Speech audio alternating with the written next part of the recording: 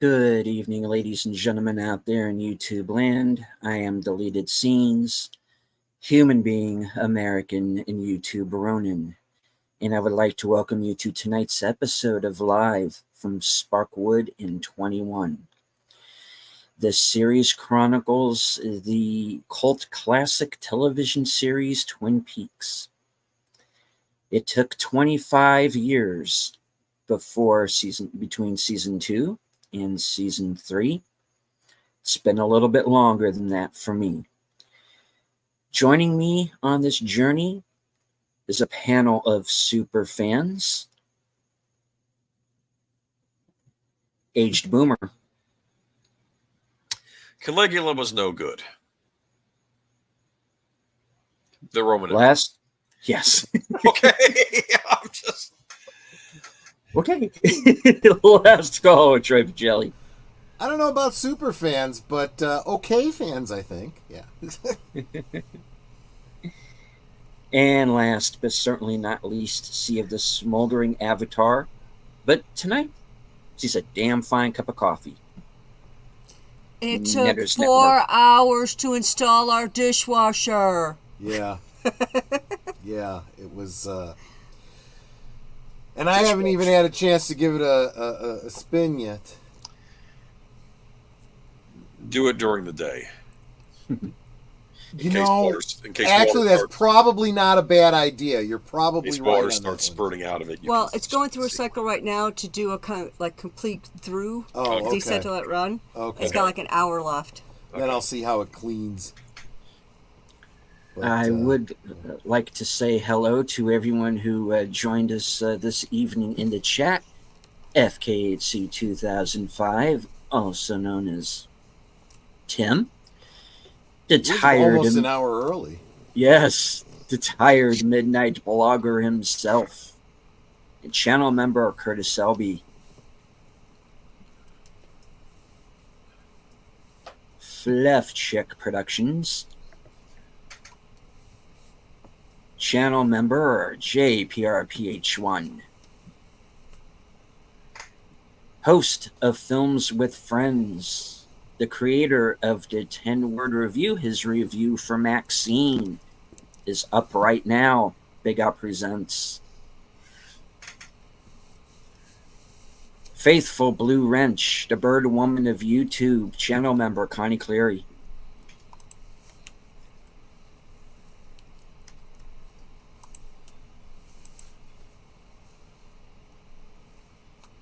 Geek Flag with Nate Knows, 1973.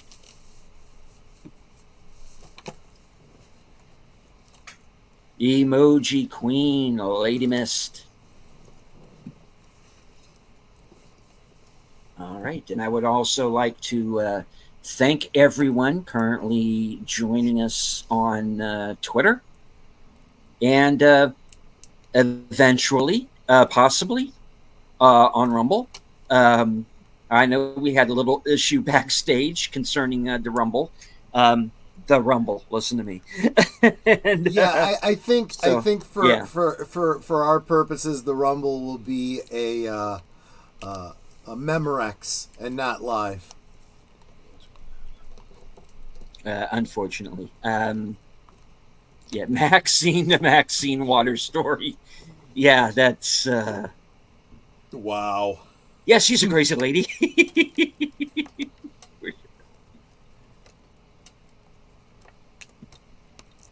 All right, so Twin Peaks: The Return, Part 1. Yeah.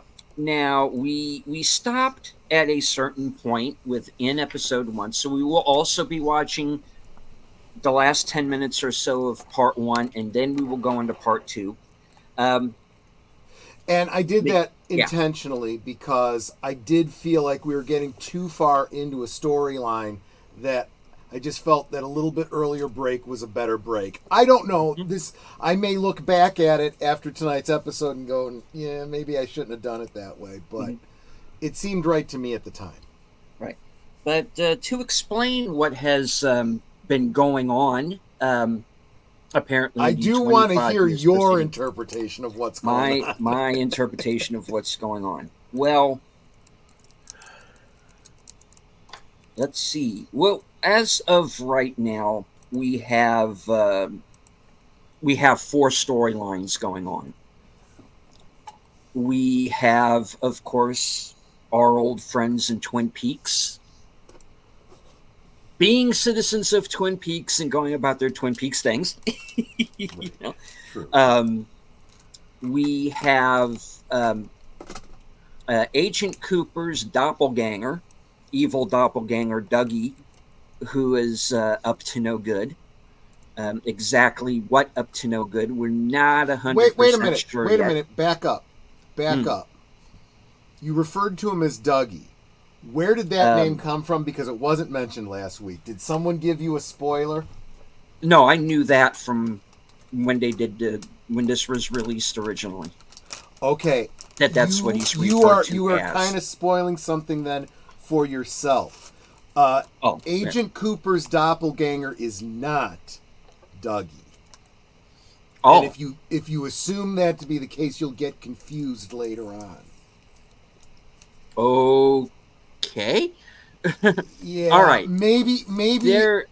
maybe to smooth this over for you, because I think you're going to run into speed bumps in your mind if I don't do this. We have been exposed to doppelgangers as we understand doppelgangers from folklore. Doppelgangers, of course, are an alternate, the whole stereotypical evil twin, right?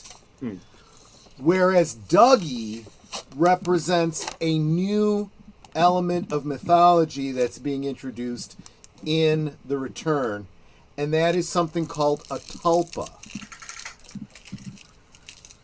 And I don't want to get too into the folklore on that because it's still debatable what a tulpa is in this context. But we will get more into that later. Just so you know, there's actually going to be at least 3 characters being played by Kyle MacLachlan. That's what you need to know. Okay. All right. Well, we get a very non-Dale Cooper type of Dale Cooper in the first episode. He is still referred to as Agent Cooper, though. Everyone still believes him to be Agent Cooper. I'll let you take over that story. No. I needed to explain that because, Okay. and this is why I wanted you to give your perspective because, it's best that we communicated that. Okay. So anyway, there is an individual played by Kyle MacLachlan who seems to be up to no good. I'll put it that way. That's a great way to do it. Yes. And he is gathering a crew together to do whatever it is he's planning to do. Okay, so my often belief that this probably Cooper has been doing bad in the world for 25 years, perhaps, right? That wasn't the show telling me. That was just me guessing when I first saw this episode, right? Oh, you're right. I guess I kind of made the same assumption. I feel like it was a little bit implied obliquely by the line where Lucy says that Agent Cooper hasn't been seen in 25 years since their son was born. So he skipped town. Okay. Exactly. We also have the storyline taking place in New York, where we have an individual who is watching a box, who is recording what is going on with this box, which for a good long while is nothing. Right.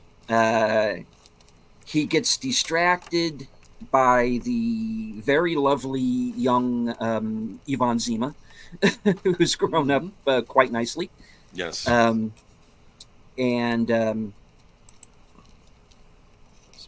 they are being guarded by Michael Bisping, the MMA fighter, who shows up for one scene and then very oddly disappears right when he is needed.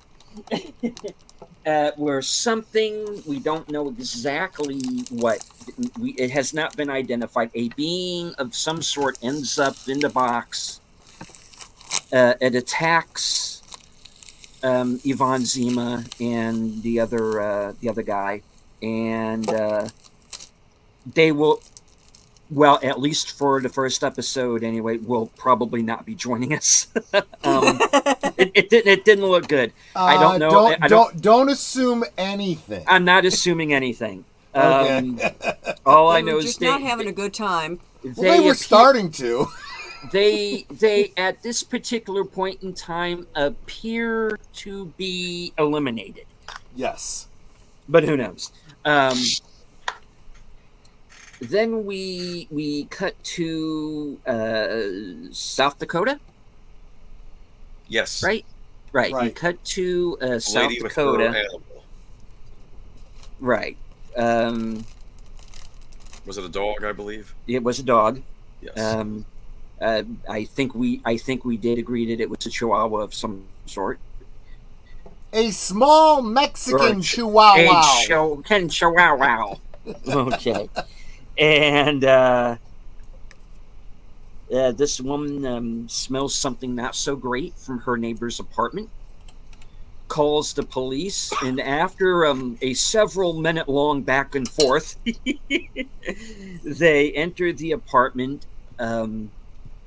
find the neighbor, well, her head, and attached, well, not necessarily attached, but very close to the head, the body of a male individual who is without his head and who at this point in time has been unidentified. Right. So the final remaining scenes where we left off, the log lady, who at this point in time appears to be in ill health, calls up Hawk and informs him that he is missing a clue, because he has been looking into the disappearance of Agent Cooper, and so while he is going through the case files, the last time we see him, cut back to South Dakota with Matthew Lillard's character, who's a grade school principal, kind of a pillar of the community type, and he is being arrested for the deaths that have taken place there, and because his fingerprints are at the scene, and that's where we left off. I don't know if just to refresh your memory on one minor thing that, you know, Okay. we'll probably come more into focus in a bit. We know there are 2 Sheriff Trumans. I don't think you've gotten Yes. the full backstory for that. But that's one of those ones that you think's going to be a weird, mystery, and it gets solved pretty quick and actually makes a lot of sense, both in the story and in the bigger meta story. It's one of those things where I felt like, wow, well, at least I got one thing pretty well answered without having to think too hard about it. And as I said going into this, I don't expect everything to get answered. My own theories behind what's going on in season 3 and in the show overall, they don't answer everything. Right. So, And I do feel like there's we'll a see. line. I don't think it was in the show. I think it was in the audio tapes of Dale Cooper. Mm-hmm. He's addressing Diane, and he says something to the effect of, sometimes it just helps to know that someone of your perspicacity, or I don't remember what his exact quote was, is listening and, is on my side or whatever. And it's kind of how I feel going into this with you, Deleted Scenes, because as you recount the first episode, I'm like, I am going to really look forward to the conversation we're going to have when this is done. I think you're going to bring a lot to this party. Oh, that God. I've been chewing on for some years now. Oh, no. No. We cannot be counting on me. That's death. My flag is death, my friend. No, that's not going to work out. I have faith. But yeah, I am looking forward to seeing. And we did have a question in the chat from JPR1, who is following along on Paramount Plus. Where you want a find the show timestamp? streaming. I can do that. In fact, let me just go ahead and do the. Yeah. I believe that we were at 49 minutes and 30 seconds. That's what I have. Oh on, my gosh, my that's copy exactly where we left right. off. Yes, you're Okay. exactly right. So let's give everybody a chance to get caught up to that point.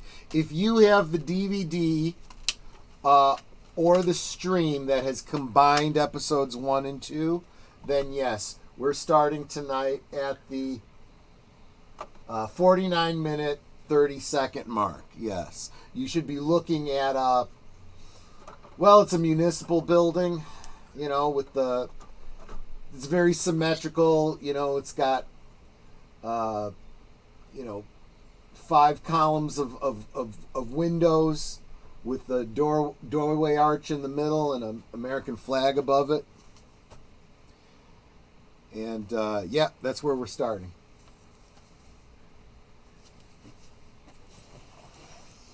So let me know when you want me to go.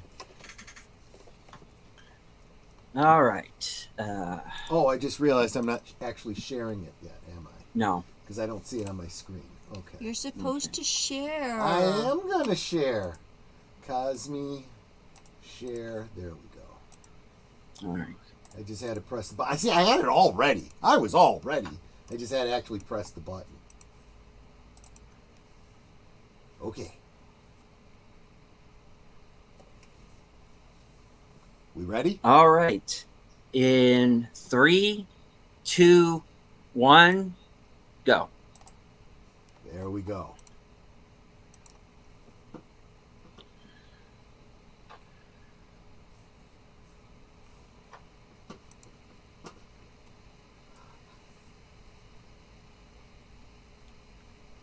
Hey, Scoob, I'm so screwed. Yeah, Bailey Chase from Longmire.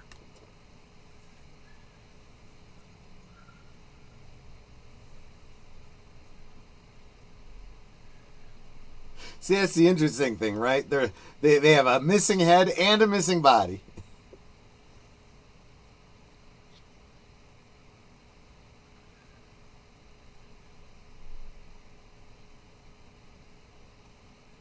Much like with Fire Walk with Me, the vibe is very different outside of Twin Peaks. Exactly. Yes. Exactly. And yet it's a different kind of different vibe, right? Yes. Yes.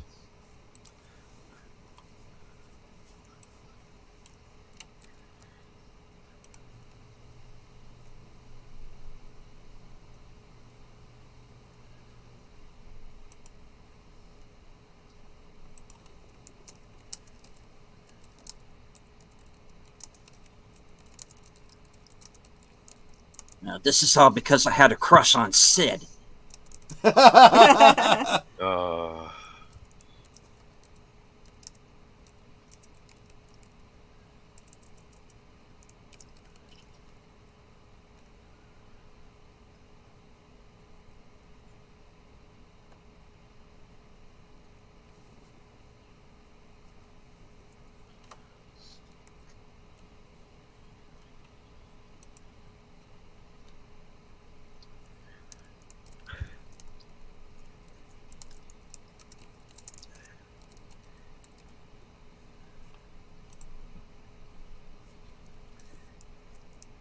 oh. Tim, maybe someone very much like him.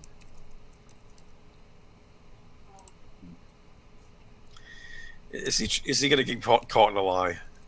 Probably. Oh, yeah. He's not a very good liar.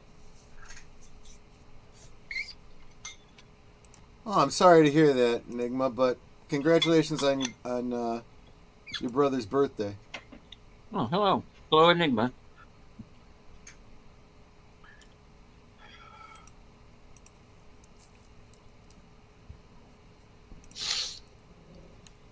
Okay.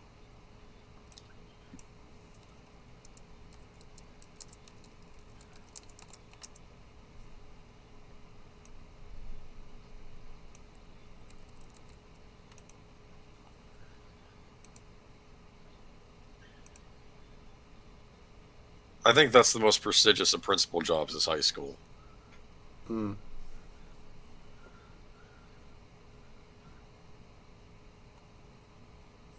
So probably a pillar of the community, right?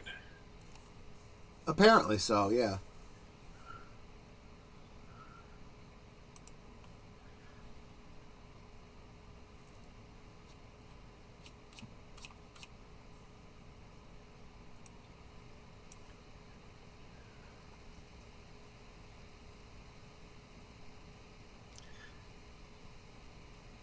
I like how the caption says "sucks teeth." Hail, Rod Thunderheart.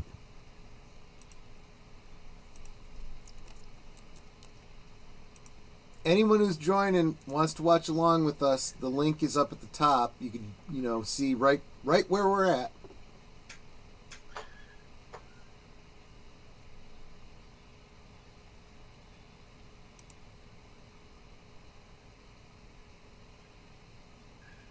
And we lost our host. Oh, we did. He'll be back. That can happen. Oh yeah, I keep getting kicked out of StreamYard whenever Troy is streaming. It's like StreamYard does not like us streaming together.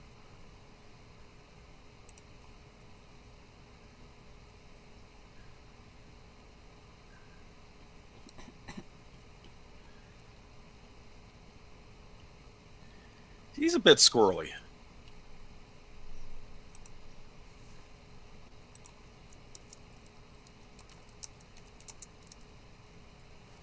That is where you should always start. I have nothing to say till my lawyer gets here. Look, we can get your lawyer, but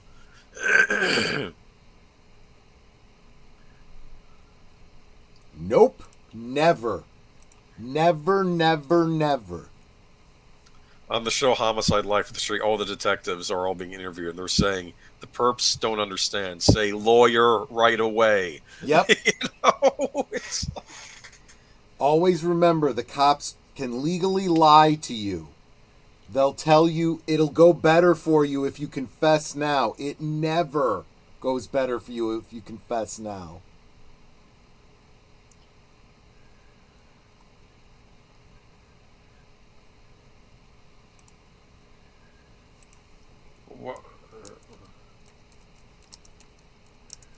this not? I don't think I have this.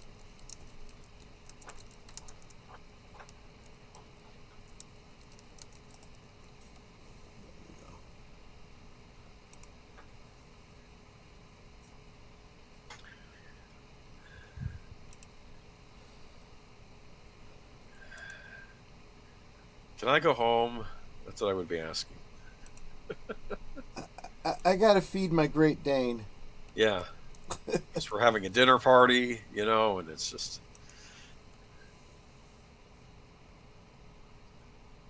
That's right. That's right. He is. The missus was making chicken paella. Can we just wrap this up?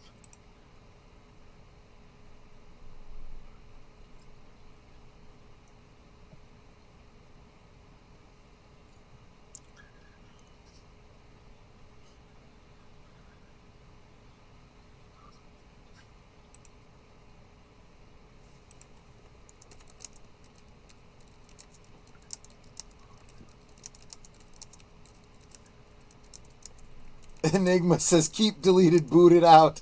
I actually, at this point, don't even have an option. He's like gone. I'm guessing he's probably rebooting his system. He's gonna miss. He's gonna have to rewatch this later. Oh, he will, I'm sure.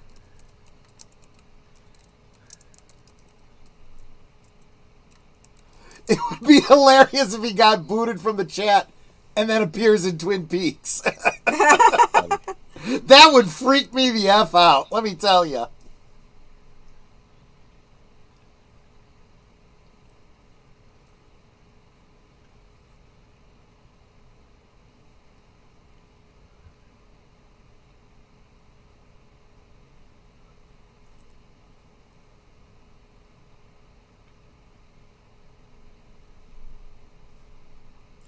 That's how things work in a small town, That's another thing. You get to read the warrant. Do they have a warrant to search a car? Or is it just the house? Good point. Where's the lawyer, by the way? Get the lawyer. Exactly. Of course, the other thing, too, is if they come in and are looking at something that the warrant doesn't cover, and they find anything, that's fruit from the poison tree.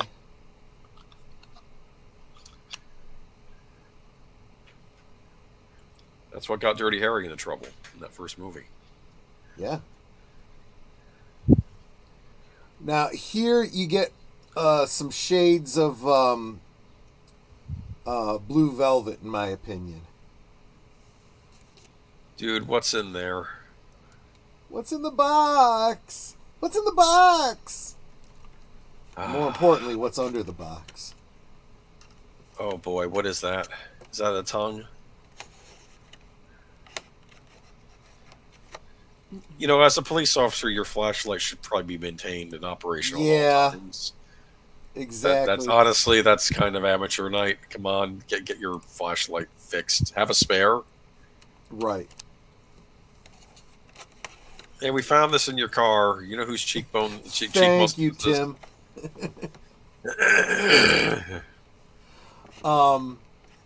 But yeah, seriously. Again, though, the flashing light, right? The electrical problem. I think that's on brand for anytime something wonky is going on. The evil influence, of the Black Lodge or whatever.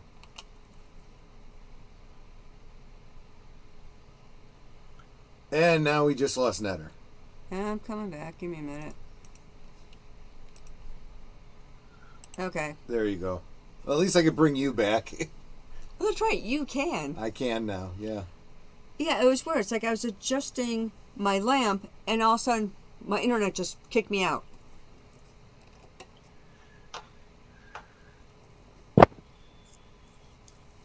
Twin Peaks is stealing everyone tonight, Enigma says.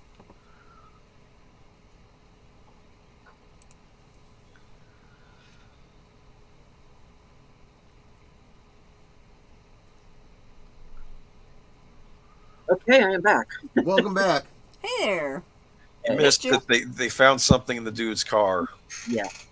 and the copy I'm looking at, we're just finishing the credits after episode 1. Oh, that's nice. I lost everything there for a minute. I lost Cosme. You guys roboted. I lost StreamYard. Wow, that sounds like an internet connection thing. So yeah, but I appear to be back up on StreamYard now. Do you need a timestamp, or are you just going to jump into the Cosme? And maybe somebody else too. Okay. Yeah, when you dropped out, Enigma Severus was in the Cosme chat and said, "Deleted Scenes got bumped out of the chat, and now he's going to appear in Twin Peaks." I said that would freak me the hell out.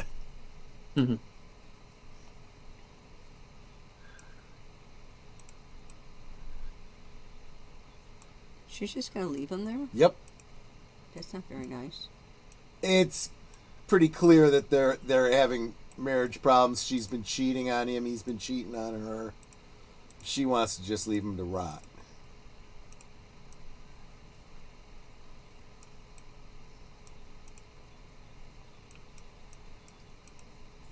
You're right, Tim. It was a conjugal visit. She showed up to say, "Fuck you." Oh.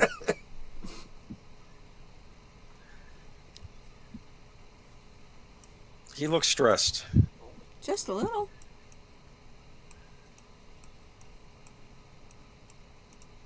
Yes, Tim, she is a bitch.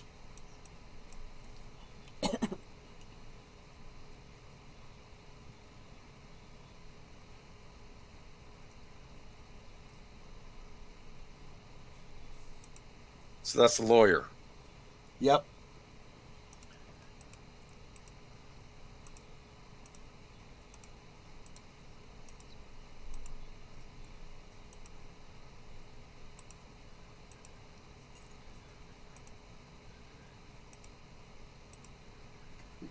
Curtis, it's creepy how you do that. And here we have the thumbnail image.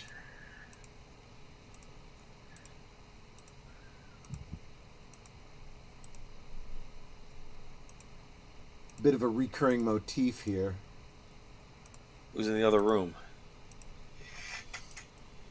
All right, I kind of had to go back a bit. Is that Julian Sands as the lawyer? I wouldn't know. Kind of looked like him, but I had to fast forward, so I'm okay. So it looked like a lumberjack, but it looked like a lumberjack that was either covered in soot or had been burned, and then he just kind of disappeared.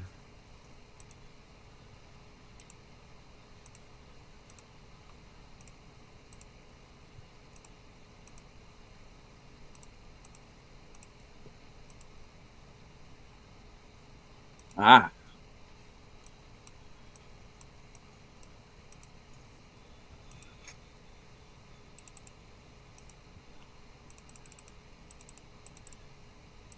Yes, that would be right, John.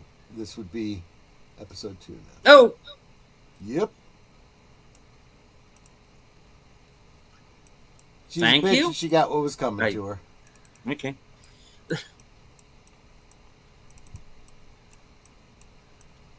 Damn, nice shot. Yeah, there's there's a number of headshots, and they're pretty realistic.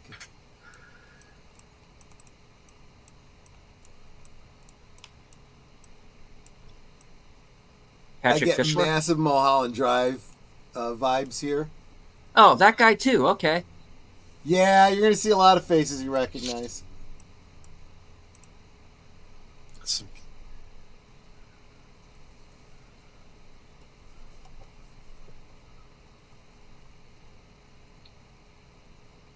Oh, Curtis, man.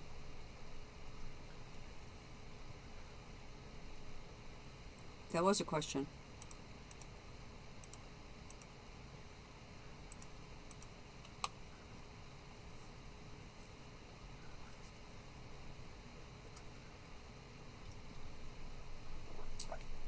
That's a sharp question.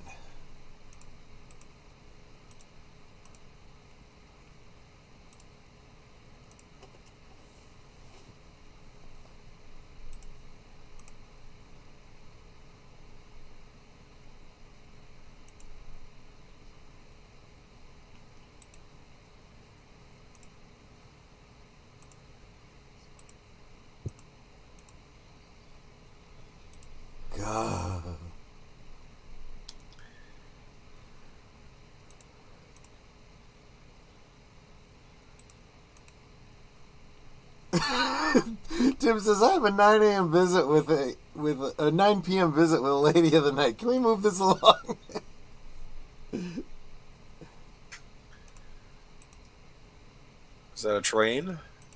Yeah, and I don't know the all the filming locations for this show, but I kind of feel like this totally could have been filmed, on the tracks right behind the Double R Diner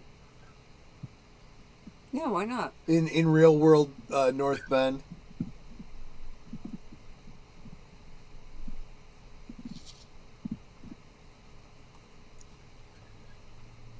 Do you like trains?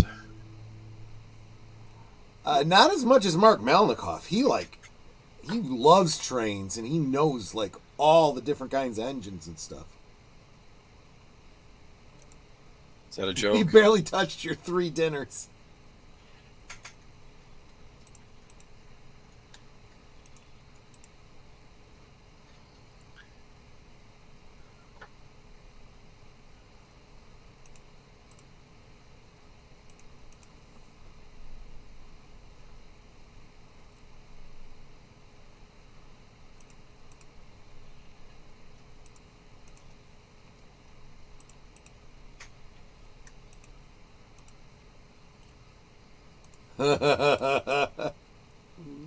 And speaking of the devil, he confirms he lives and breathes trains. Dropping in for a little while, making my rounds. Good. Hey, Mark. You might want to Memorex this a little bit later because I was talking about a little bit of Buddhist mythology, tulpas in particular.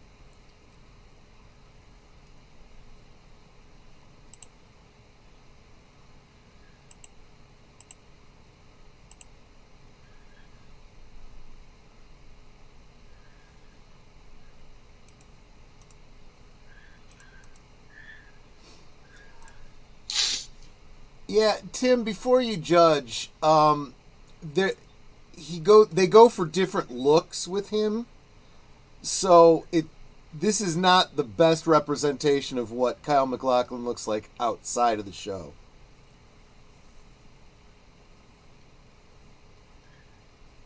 So we're gonna be filming Twin Peaks. Let your hair grow. I'm pretty sure that's a wig, and if it is, it's a pretty good one. Oh, you're still in the dilithium mines. Okay, fair enough, Mark.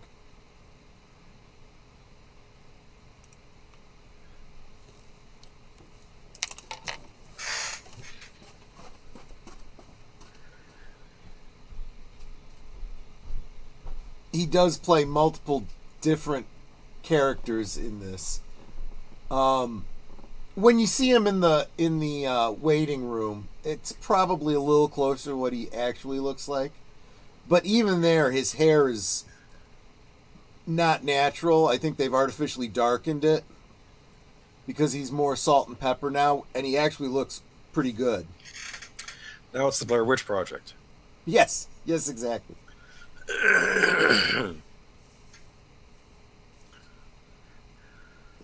Mike shot Bobby.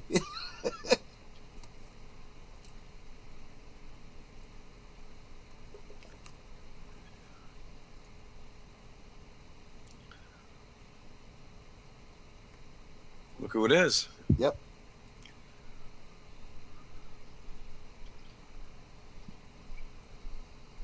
So whoever she's calling is... Oh, there you go. See? Talk. Margaret Lanterman, good evening. Where are you walking tonight?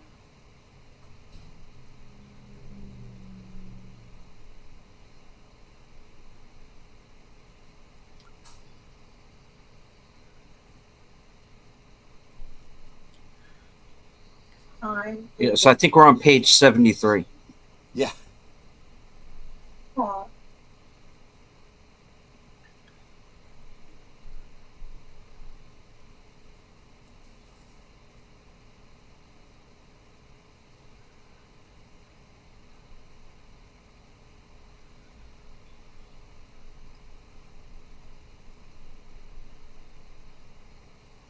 Huh?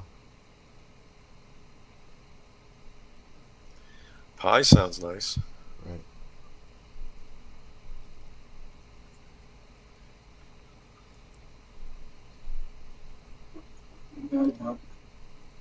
Margaret and Hawk, a partnership I didn't know I needed. I know, right?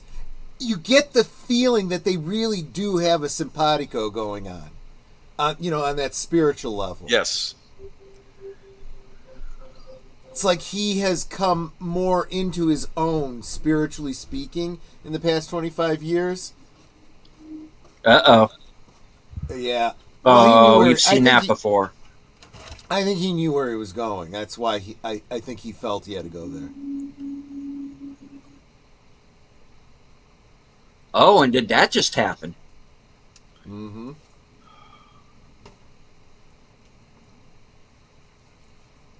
Shiznit, he's found it.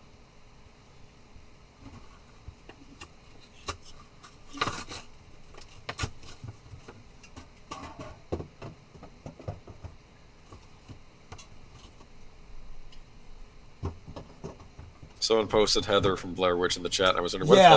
what if Heather walked out of that wood, said, "You know where I am? Where am I?"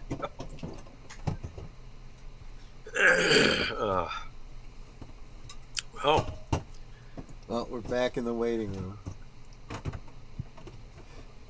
Yeah, that's they definitely darkened his hair because, like I said, he's salt and pepper now.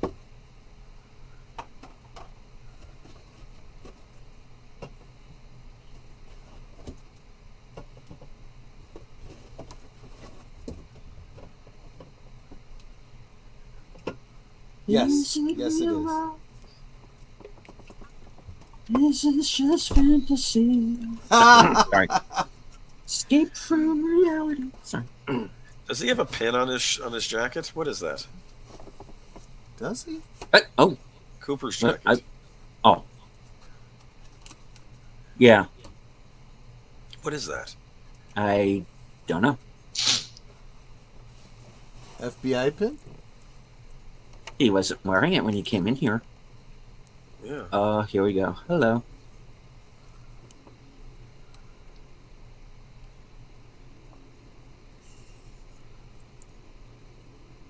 I love the way the dress moves because it's in reverse.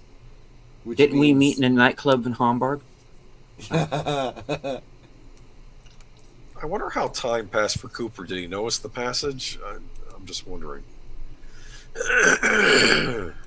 Oh, good question. And he has aged, so physically he the time has passed for him. And she's aged too. So. Yes.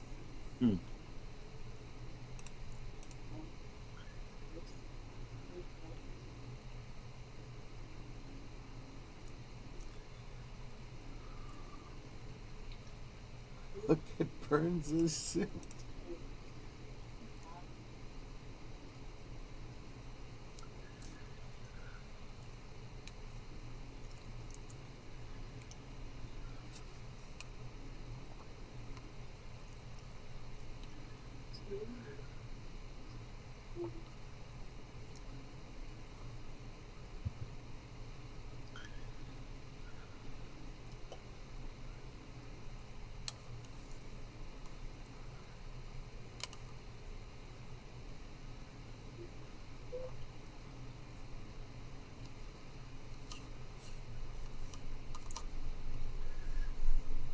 No, I'm Madeline Ferguson. Shoots him. No. Oh, that's weird. I feel like I know her.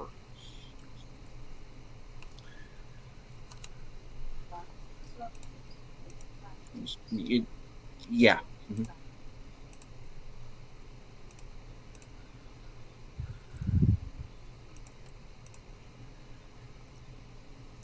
So not exactly the same as the dream sequence in the first, but similar.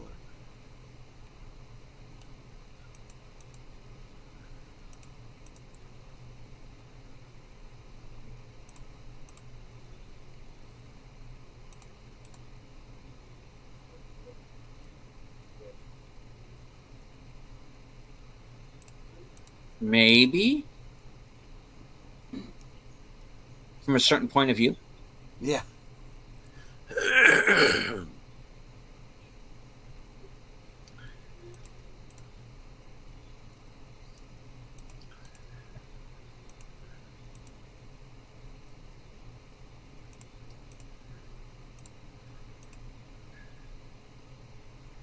Oh. What's going on here? Rip her face off. Yep.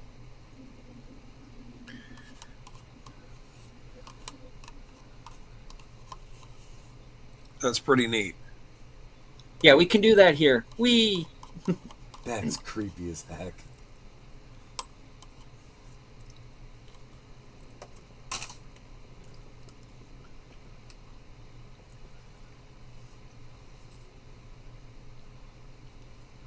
See, I Can think you it's do why that? it's important that Mike starts this scene with, is this future or is this past?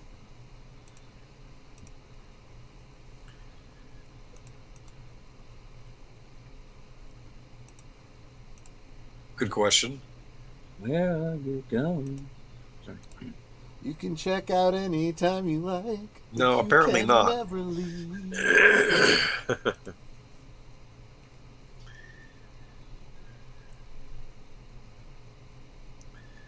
Face off, yes, Nate. And welcome, by the way. I love Face Off. You gonna take his come back in face. style. Oh, that was Nick Cage doing some overacting in that Yes. movie. I could eat a peach for hours. Think about it, Agent Cooper missed the theatrical run of Face Off because he was stuck in here. Oh, good point. You missed a lot of things in 25 years. What did I miss if he gets out? You missed Face Off.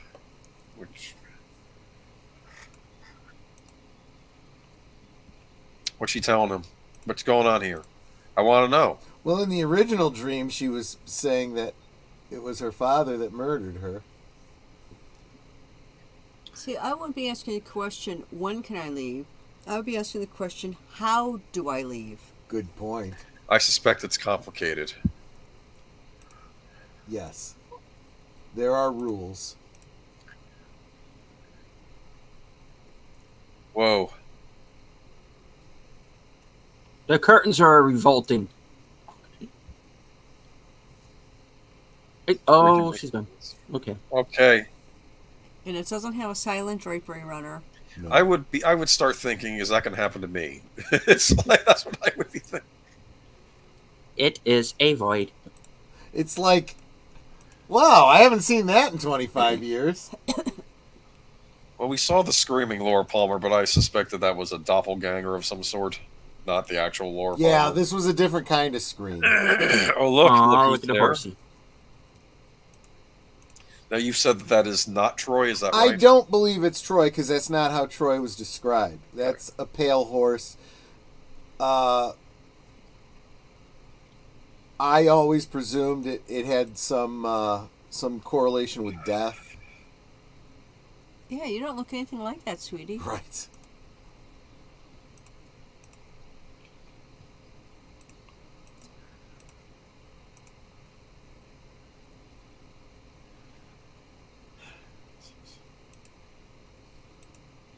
You're not helping, Mike. Well, I think it was good to bookend it.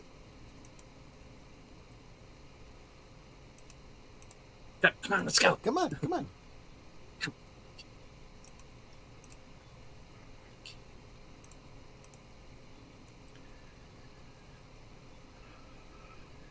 Opens the curtain. Cara Delay will be there. Yep, this looks familiar. They're worse places, they're worse people to be stuck with than Mike, right? Well, you could always be stuck with this thing. Right. Oh my goodness. WTF. That's an understatement. That's his arm? Yep. Okay. It talks? Sure, why It not? talks. It's Twin Peak, why not? Okay. Could you just bring the little guy back here, please? Yeah, the Thank you. dancing dude. Yeah, I don't know what this Yeah, is. I This liked is- him. He was one of the ones that they were not going to be bringing back. Okay. The actor pass on, or was it just... No. He there was There was some behind the scenes stuff Okay. with Mike. I got you. Mike, the actor, not I this see. Mike here. Remember your doppelganger. Part of me is wondering if he does remember the doppelganger. I guess that's what he just thought.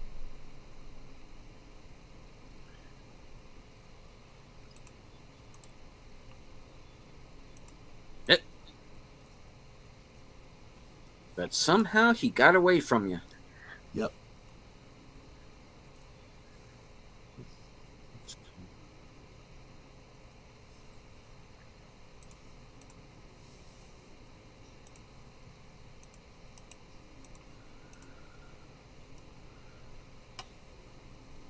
Well, wonderful. Wonderful. Did you just say so in the first place?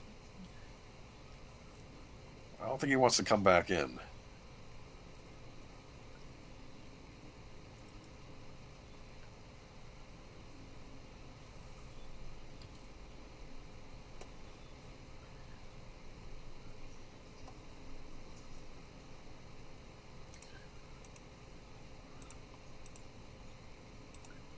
Pull it out. You don't want to get it tucked under. Oh, maybe he did tuck it under. I don't know.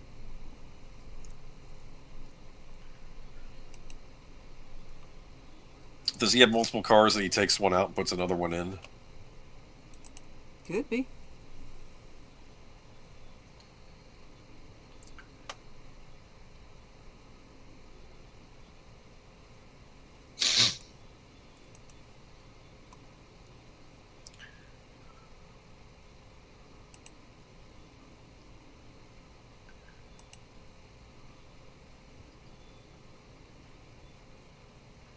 Boop. No. Oh, sorry.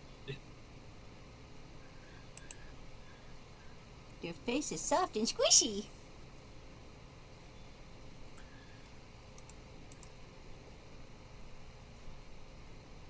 David, why am I doing this? Keep rolling. Okay. Yeah, exactly. That's exactly right.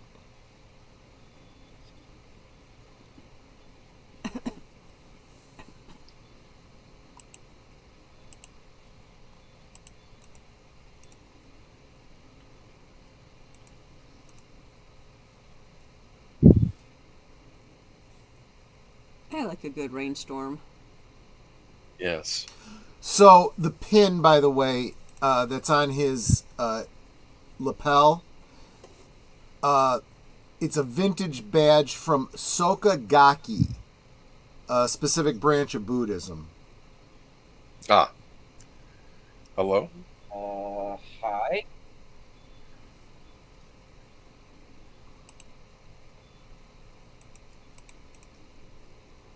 No one.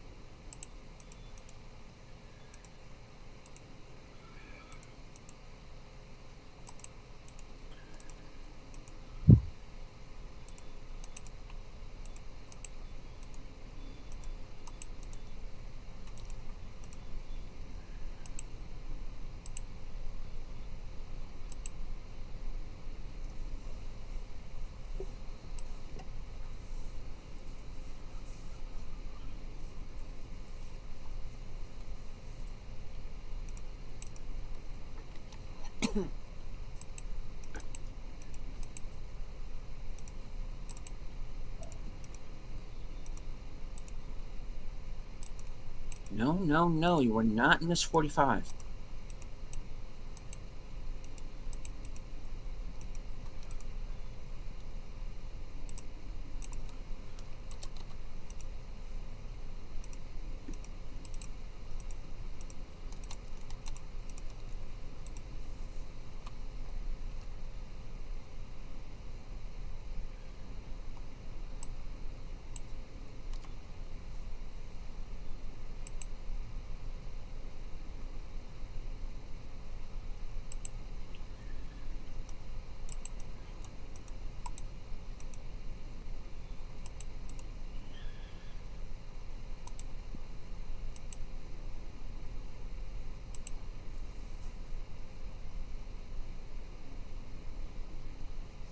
Oh boy.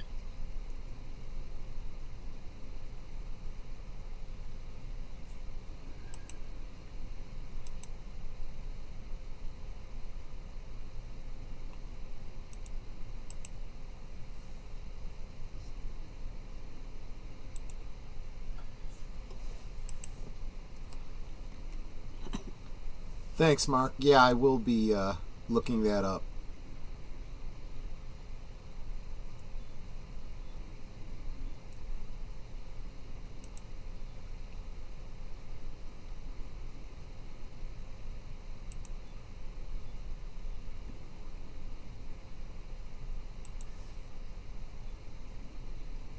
And nobody's listening. They're just recording it. Right?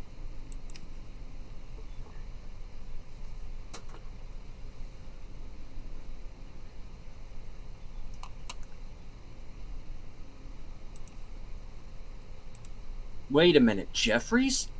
Yep.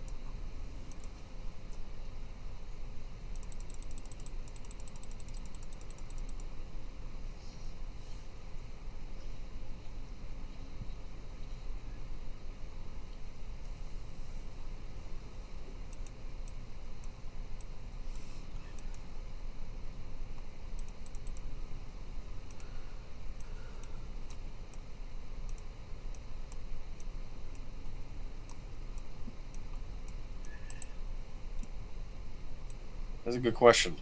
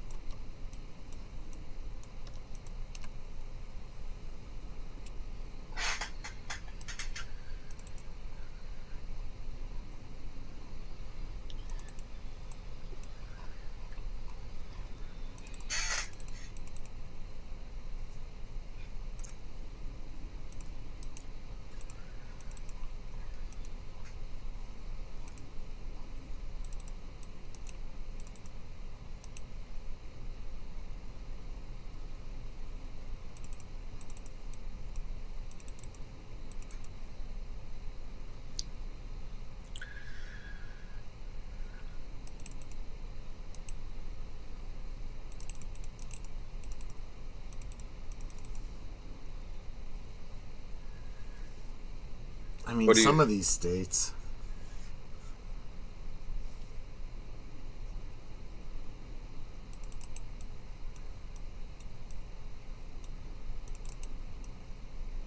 I'm trying to think what happens if you carry a gun over into Canada. I think you have to surrender it or turn around.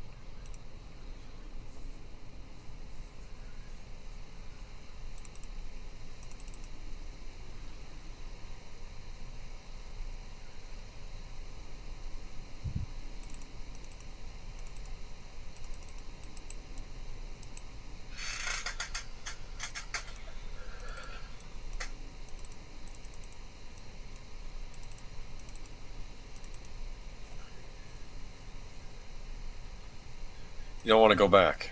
Right.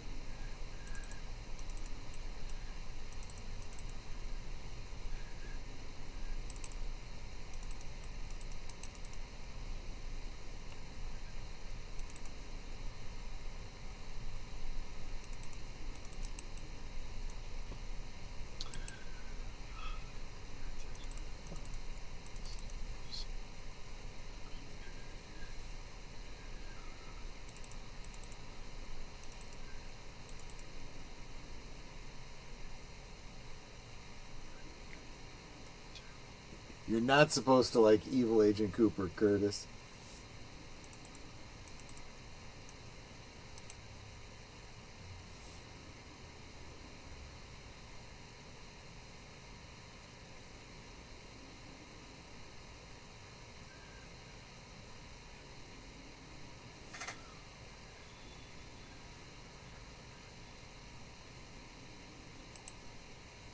It's the tick.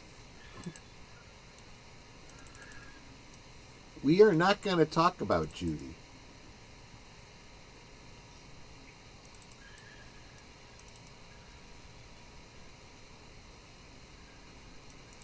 Mark, I saw you sent me an email. I'll check that out later. I feel like this show has a lot of motels in it. Oh, yeah.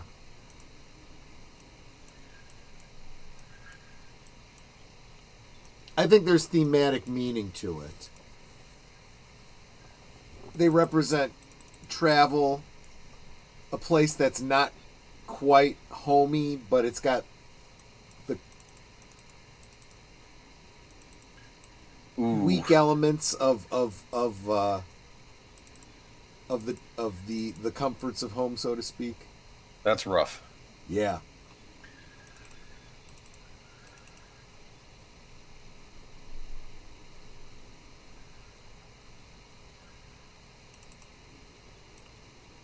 I like the fact it's an old-fashioned TV on the up down there. Like they never upgraded to the HD. You see that in a lot of hotels, especially in rural areas, Yep. right? Yep. Wood paneling. Technically, I think you can still get cable signals over an old-fashioned TV. Yeah. Oh, sure. Oh, I miss CRTs, but And I look had at to that move on. lamp. That's one of those ones you can pull it down to extend out the cord. Oh,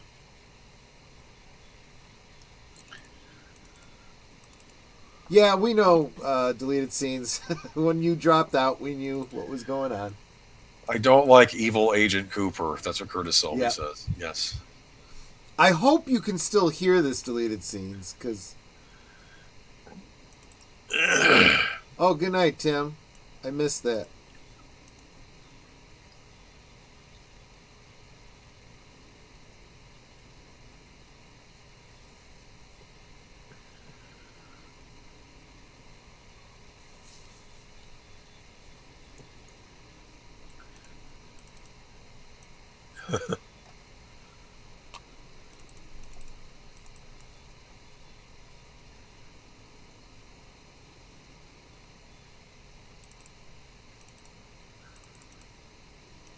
And I will be with Bob again.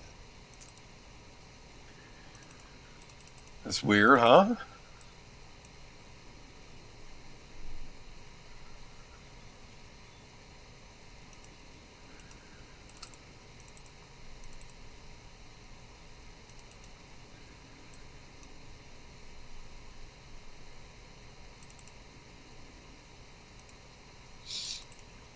So now you start to question, was that actually Philip Jeffries? Didn't sound like him. That is true. That definitely was not the voice that we're used to for Philip Jeffries.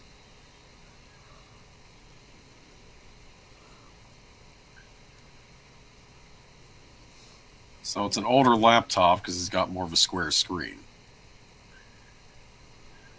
Yeah, and that keyboard style too. I think I still have a laptop like that. Uh,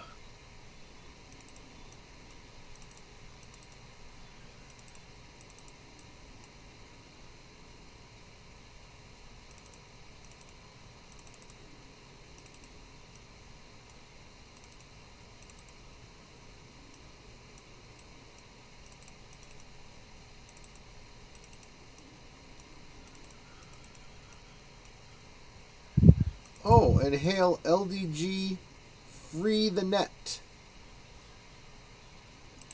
Sorry, I was focused on the show.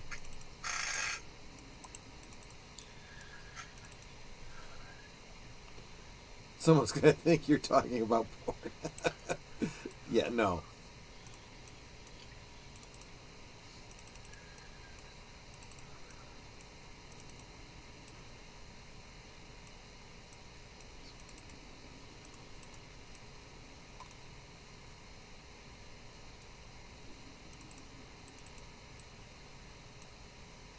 Me who?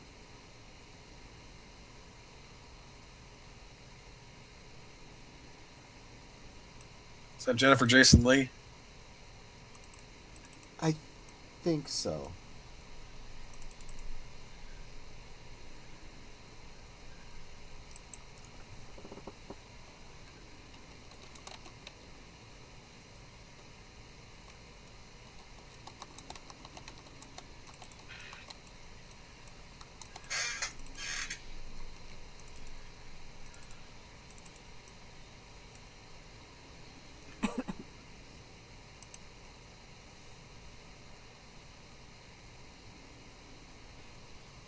Okay, let's see if this works. Hey guys.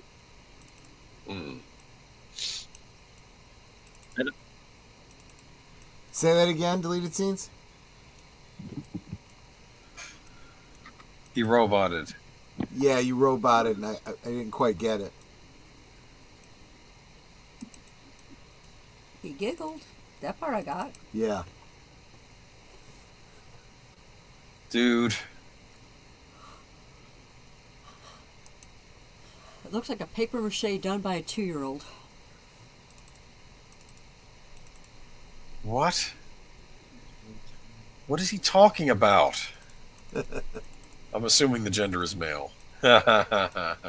This is the evolution of the event. So yes, this is the little dancing man from another place.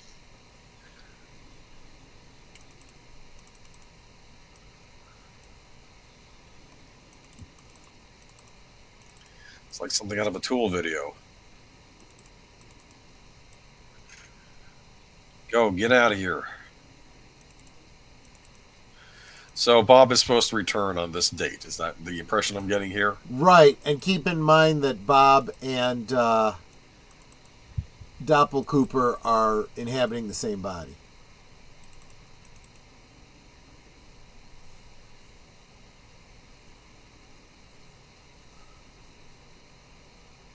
It also makes me wonder, was he just sitting in that chair for the 25 years, or was he going through the halls like this trying to find a way out? Oh, good question.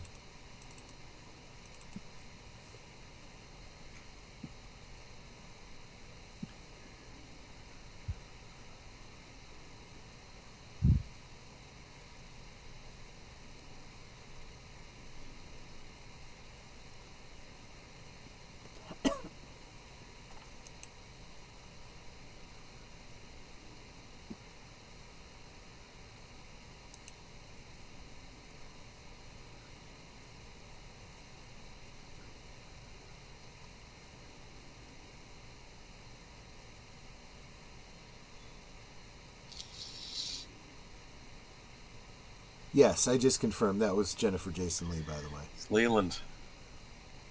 Oh, this can't be good. Well, his eyes aren't weird.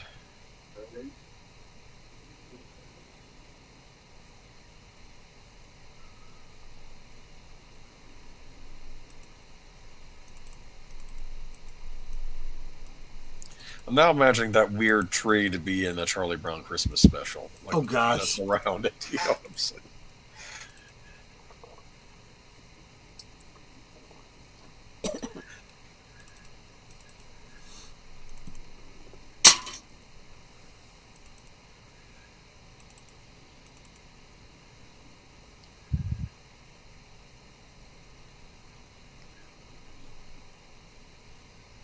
Wavy. Yep.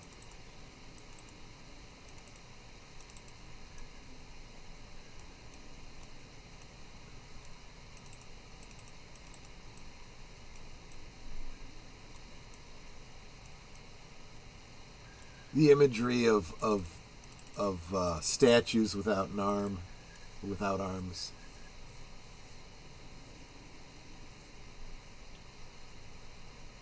What's wrong?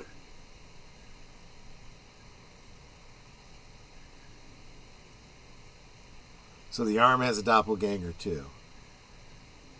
Well, yeah, we saw that previously as well. Remember, the doppelgangers were usually indicated by like white eyes in the waiting room.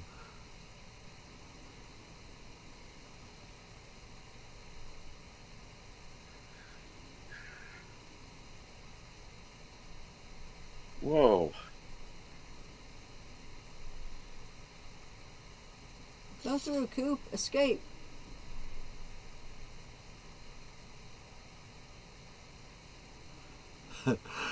David Lynch must have wrote this on a diet of disco biscuits. Oh, he's getting mad. That is the arm's doppelganger.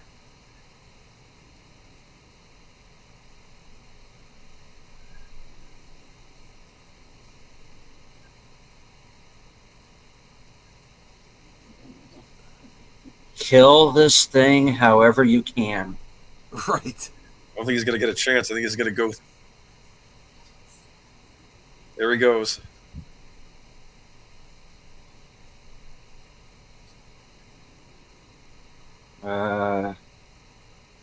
He's in the box, isn't he? Oh, yeah. Oh, well, he's on it. Where is he?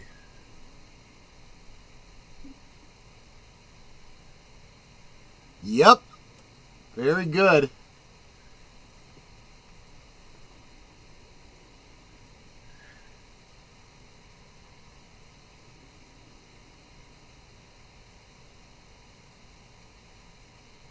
course, there's no one left to let him out, or is there?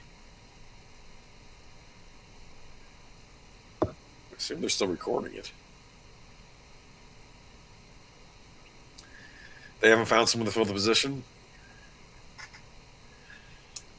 Marty, you gotta learn to think fourth dimensionally.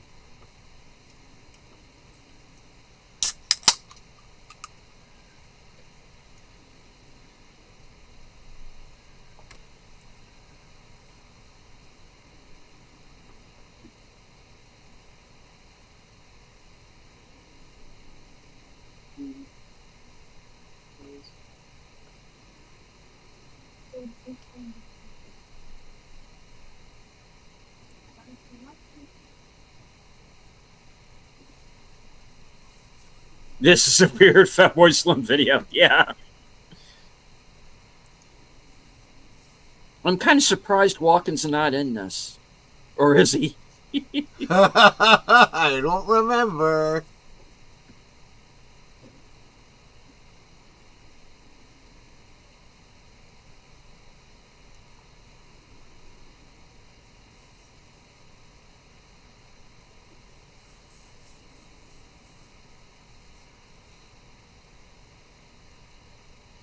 Oh, dang it.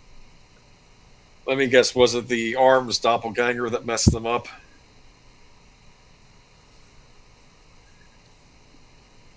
There's a definite disharmony, right?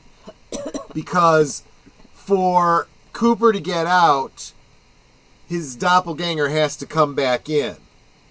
And at least for this moment, they're both in the real world. Ah, Casa de Palmer.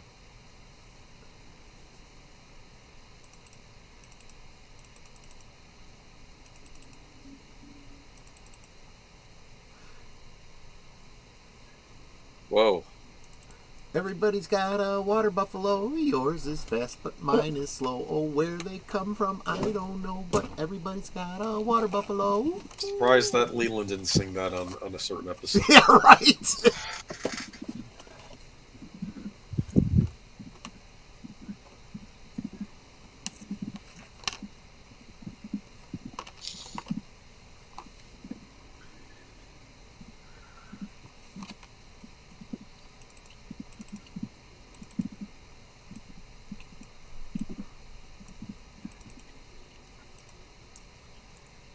Curtis got that reference. Very good, Curtis. Ooh.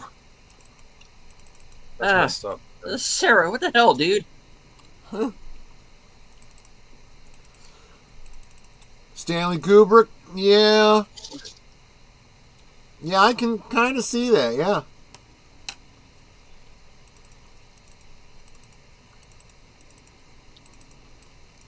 Okay. We're at the Roadhouse.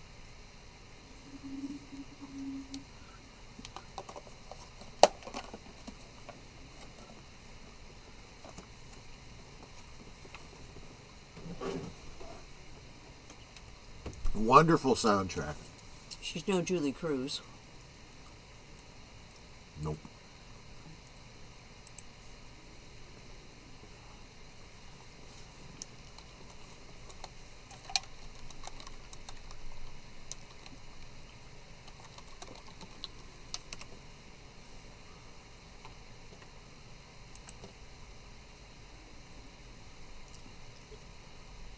All right. James. So Yep. Yes, I remember the movie Snatch. Dog's bollocks means something separate from bollocks. Yes.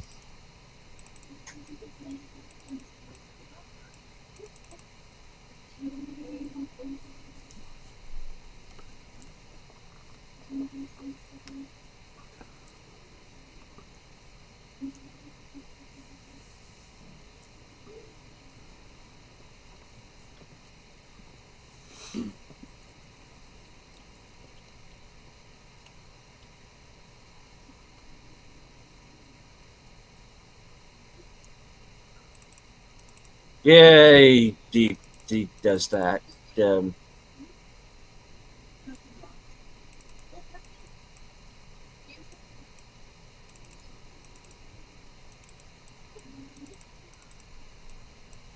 He's always been cool. Thank you, Shelly.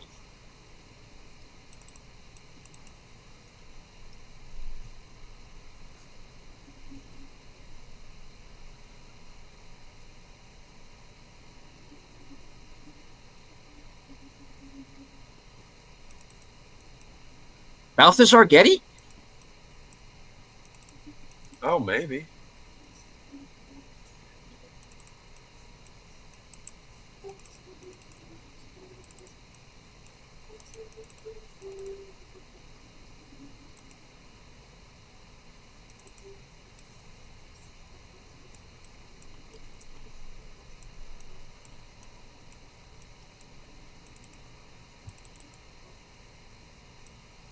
And you noticed Walter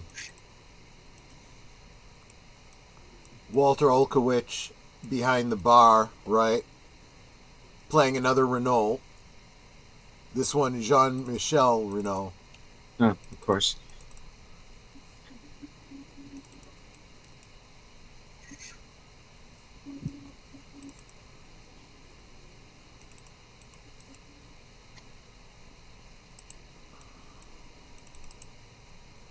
And I believe that was the Chromatics. Mm-hmm. Now, correct me if I'm wrong. Does he not end many or all of these with with the kind of musical number like this? I'm sorry, say that again, Boomer? Does David Lynch or the people making the show, don't we kind of end with a musical number each episode, if memory serves? Yes, a different tune at the end of I each believe episode. that Right? the reason that's done Yeah, is yeah, here we because go. Yeah. Okay. it's almost like this is an intermission if you wanted to watch it straight through, like for 12 Right. hours. or This is the whatever. first time I saw that. I was watching the credits. They had a name, Caroline Strickland or something. Uh-huh. And then next to it, it just was question marks Yeah. instead of a person's name.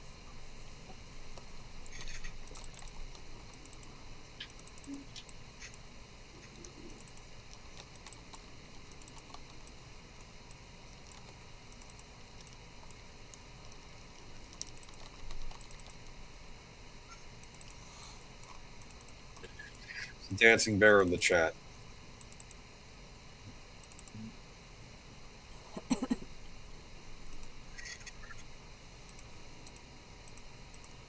I had to shut off all of my tabs except StreamYard, or else I wouldn't have been able to hear or see things.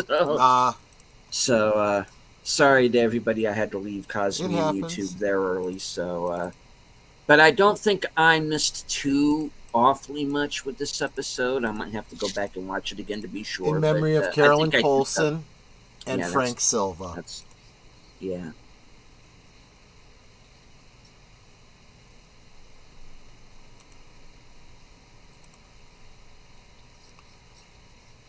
And I get the feeling we're going to be seeing more of those as Yes, the yes. episodes go Like on. almost every episode is dedicated to somebody. So the first one, if you watch these separately, the first one was Carolyn Coulson, and Mm-hmm. this one was Frank Silva. Catherine Coulson. Catherine Coulson. Yes, Catherine that's what I meant. yeah. Sorry. Yeah. So that was, like I said, each one of these episodes, there is a lot here. Yeah.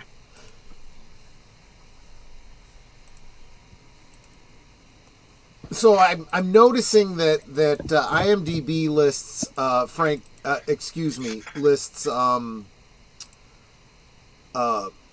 Al Strobel as Philip Gerard, and I really don't think they should. I think it should be Mike, because you only see him in the waiting room, and to me that means it's Mike.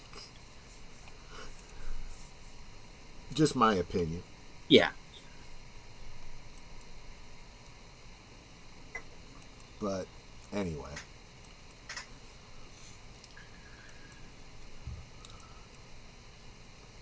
So Because- just so that you weren't too thrown, and also it is worth rewatching those credits too, because you do get little bits of information that may not have come from the dialogue. For example, Manchinameek is credited as playing Shelley Briggs. I missed She was? that. No, I missed that too. Okay. Okay, so there's, I guess the credits are different if you watch it straight through than, because Yeah. I watched part 1 and part 2. That's how I Yeah. did it. So, Yeah. okay. Oh, And so you can probably guess that we will be finding out more about Bobby and what happened to him. because we have not seen him yet. Right. So, I want to know what happened to Leo. yeah. You will find out about what happens to Leo. Because He currently works at a singing restaurant where you sing for the waiters sing for the patrons, right? okay. No, Yeah. no, is that not it? Because the one thing that I did not bring up at the beginning was that since we did see Ben Horn in the first episode, we know he survived the little bop on the noggin that he got. Right. But what happened between that period of time, we don't know, other than the fact that he's doing his best to be a good boy. And Yeah. Jerry's all like, what the F, dude? you know. But Exactly. And because- Jerry's gone way down the path of hippie lane. yeah. Nate is asking, is it just me or does this season feel more like it's fan made? I have an answer for that. And this is just my point of view based on what I've seen so far. They are telling a continuing story. I don't feel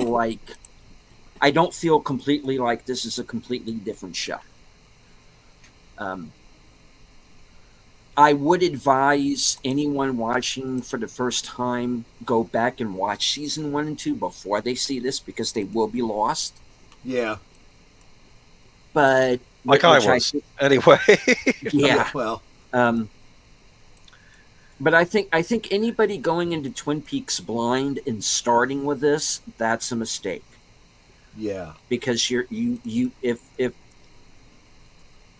you are going to be lost. So if you're watching for the first time, thank you, but go back to season 1 and 2. Honestly, I Before you feel watch like this. the fact that we did seasons 1 and 2, we Mhm. then did Fire Walk with Me and the Missing Pieces.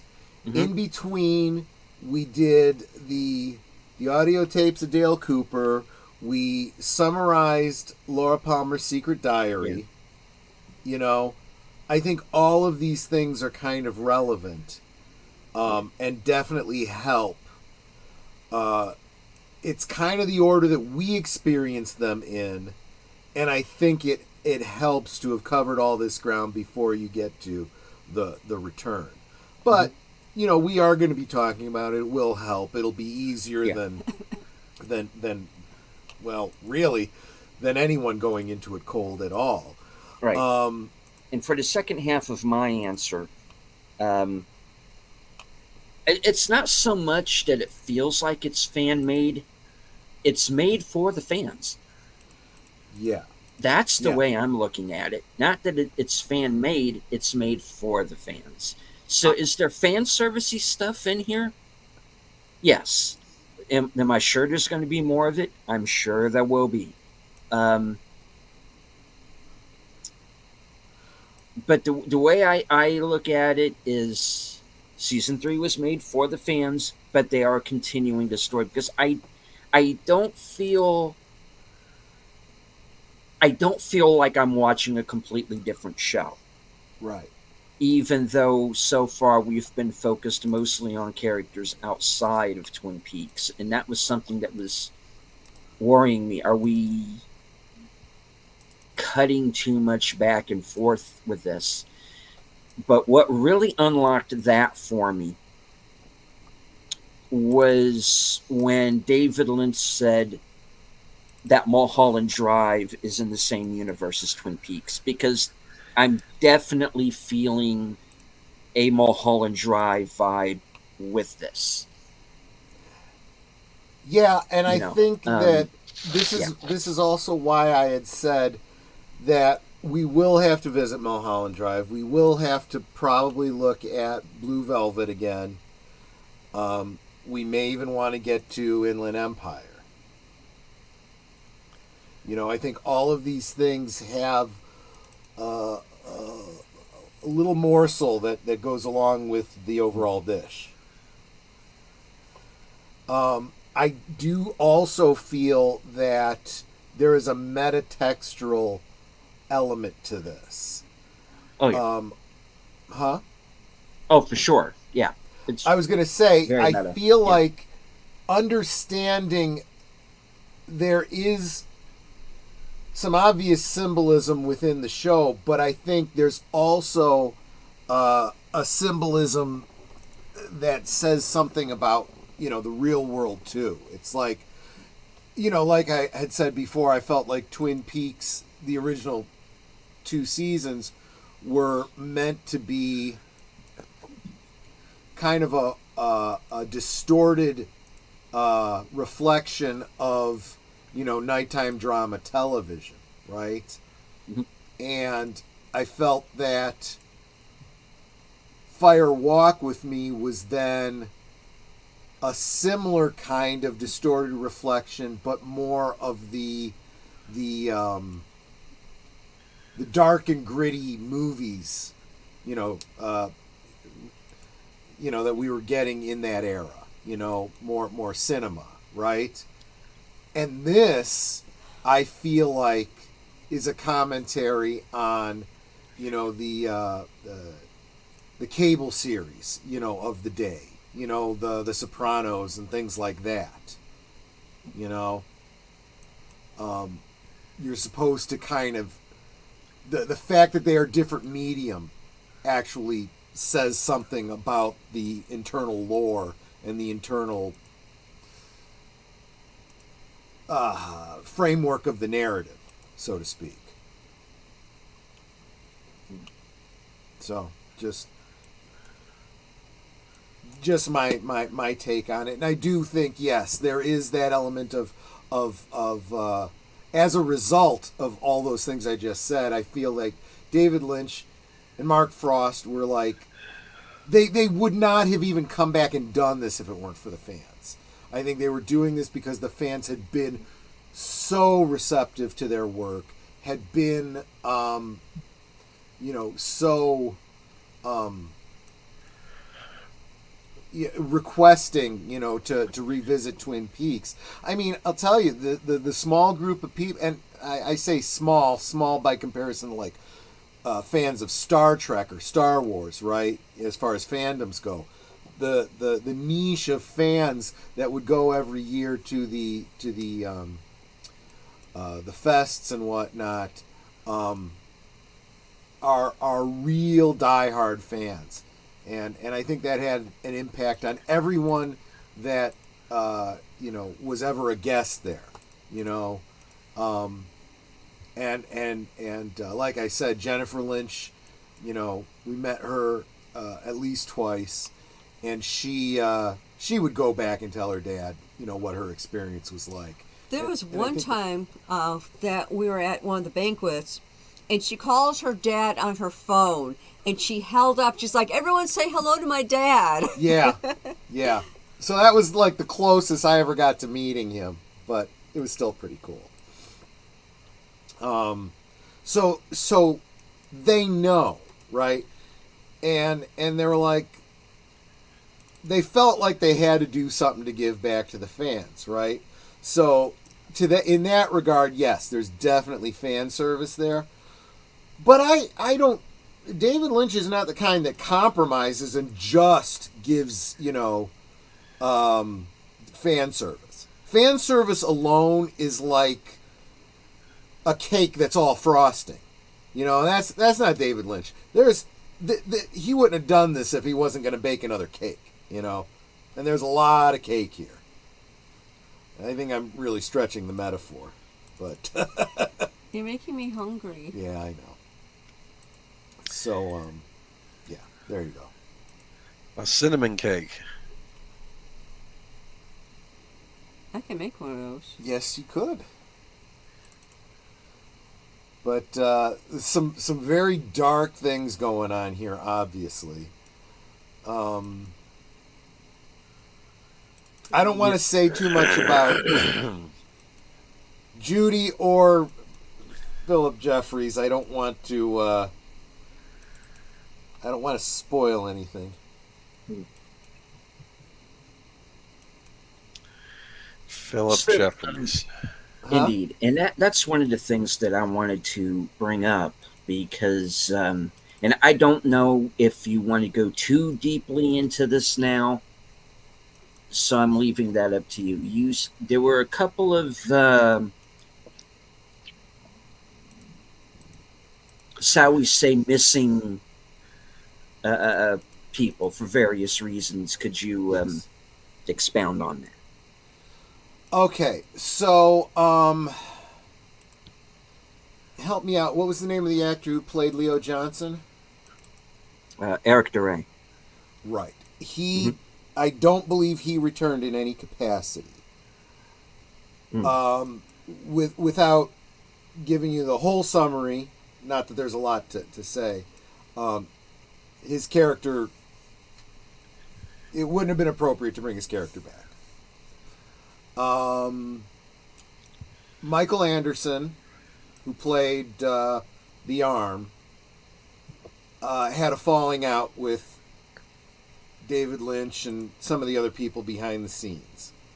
And everything I know about it is gossip that I cannot confirm, so I'd really rather not go into what I've heard. It's kind of distasteful. I'm certainly not taking sides, but it was a situation where they weren't going to be bringing him back. He was mad because his arm got more lines than his Yeah, right. Well, that, and it's from what I've heard, it's also why we never got another season of Carnival. That sucks. He had some issues. So that is why they did what they did with the Arm in the lodge scenes. As far as I'm getting a little ahead, this is minor spoiler territory here, but I think it's the kind of thing that you've had to assume. David Bowie died before the filming of any of this, so he was not going to be able to. And it was the timing was very close. So a lot of fans were speculating, especially in these first couple episodes when they mentioned Jeffries. They're like, "Oh, did he film something before he died or something?" No, he's not coming back. So they do something with him that's kind of like what they did with Michael Anderson. Okay. Come on, Pacelli, spill the tea. I'm doing it like Cooper spills the coffee in that one dream sequence. You know who doesn't spill comes out coffee? there. Evil Cooper would never spill a cup of coffee. No. I just have that suspicion. No, but if it's hot enough, he might pour it over your head before he punched you in the face. He's not a nice man. No, he's absolutely not. Definitely the evil twin kind of thing. That's why he's called Evil Cooper. That duality also, I think, is very important. Not going to go too far into it, any theories or anything like that, but Cooper, you remember Annie in Fire Walk with Me. She appears to Laura and says the good Dale is in the lodge. Write it in your diary. Mm-hmm. She calls him the good Dale, right? That's not just her perspective. That's kind of an absolute. He is good. The doppelganger is evil. And that's a duality that doesn't usually exist in the real world. I mean, everyone's got, it's kind of like that, The Enemy Within, right? From the original Star Trek, right? The good and the evil Kirk, right? Neither one of them can function like in the real world. They have to be brought back together to balance each other out. A lot of Buddhist type, elements here, that balance and so forth. And right now things are out of balance. So we had Agent Cooper. He was supposed to the doppelganger was supposed to return. He does not. Right. He's doing everything he can to avoid it. By not doing that, something got screwed up, right? Right. Yeah. And this is the kind of thing, even if I wanted to spoil, I'm not sure I could, because I'm starting to tread into territory of lore that I have theories about but don't know for certain. One thing I can say, he did bring up this thing about coordinates, right? Mm-hmm. And this is going to become a recurring theme, especially when we start talking about the final dossier and the secret history. There are alignments of planets, the passage of time, things like that are important. So locations, on the map, and locations specifically not only in physical space, but temporal as well, becomes important. This all kind of ties in with Project Blue Book and the Blue Rose, and you remember Major Briggs, with the radar communication or whatever So here's a question. Mm-hmm. And again, if there's any question that I ask that treads on something that could possibly be spoilers, of course, stop me. Sure. How does Evil Cooper know about Major Briggs, let alone Jeffries? Yeah, this is another one that I have a hard time, because I have a question too about, okay, let me come at this from a different perspective. We have seen 2 episodes that showed us the doppelganger Cooper 25 years on. Before that, all we saw was doppelganger Cooper when he came out of the lodge. Well, we saw him, laughing maniacally when he was in the lodge. But when he came out, he behaved like Dale, and then he did the whole how's Annie thing. And, I must have hit my head, and so on and so forth. We don't get any of the in-between, so we're not 100% certain.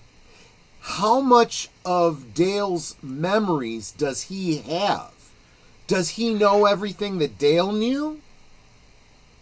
But what we can tell from just tonight's episode alone is that doppelganger Cooper definitely understands the way that the lodges work. That's his territory, and he gets the rules so to speak. What's also nice about that is for once we're getting it without a filter. When he's talking to what's her name that he kills, and he says, you know, I'm going to be drawn back into what they call the Black Lodge. It's because up until that point, whenever we talk about the White Lodge, the Black Lodge, the waiting room, there was always a little bit of question of, is this the White Lodge? Is this the Black Lodge? Is this the waiting room? Is the waiting room the same as the Black Lodge? You know, things like that. That reference that he makes to being pulled back into the Black Lodge does a great deal for us to get kind of a handle on that, you know. The conversation he has with who he believes to be Philip Jeffries. You'll go back and I'll be with Bob again. Well, we know that Bob is hitching a ride on Evil Dale. Mm-hmm. So that's what's being referred to. When he's pulled back in, Bob will be pulled back in as well. Whoever it is going to be in the Black Lodge too, I guess. A denizen of the Black Lodge. I'm actually covering ground I'm not clear on myself here. I'm doing some speculating here. I'm starting to think of the Black Lodge is Hotel California. You can check out anytime you want, but you can never leave. Yeah. Okay. There's that element to it. I hesitate to. I've seen people try to do this and say White Lodge Heaven, Black Lodge Hell, and I think that helps. Too simplistic. It is too simplistic, but from an archetype perspective, it might not be a bad analogy. Probably more like, you know, Olympus versus Hades or something like that, you know. Well, have we seen the White Lodge at all? No, I don't think so. I don't think we have. I don't think so. I feel like we only see the White Lodge by inference. Maybe, for example, that whole angel segment at the end of Fire Walk with Me and looking up into the bright light and whatnot. Maybe. You know, because there is talk about being able to move between the Black Lodge and the White Lodge, or not being able to. I'm glad you're enjoying it, Curtis. Indeed. I really am. What makes it great is that it's not just, you know, it's not just cotton candy that you put in your mouth and it's gone and it's done, and yes, it tasted great and now you move on. It's like meat that you got to chew on, you know, and we've been chewing on this meat for more than 25 years. But it's a nice meat. Yeah.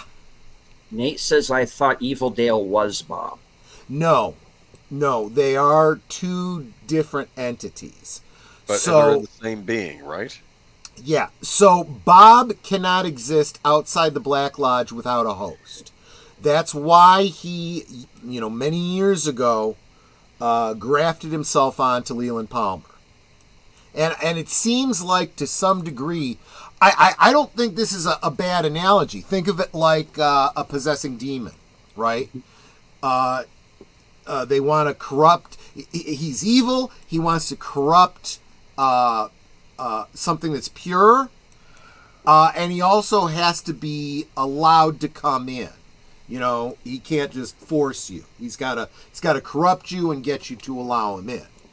And he does it to Leland, and he wants to make the leap over to Laura. And Laura refuses him.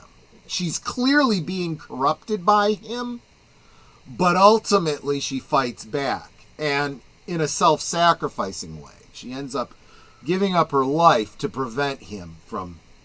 And then, of course, when Leland, he destroys Leland, he's kind of screwed. He's got to go back. and you see him at the end of season 2 trying to come back into our world, and that's when there's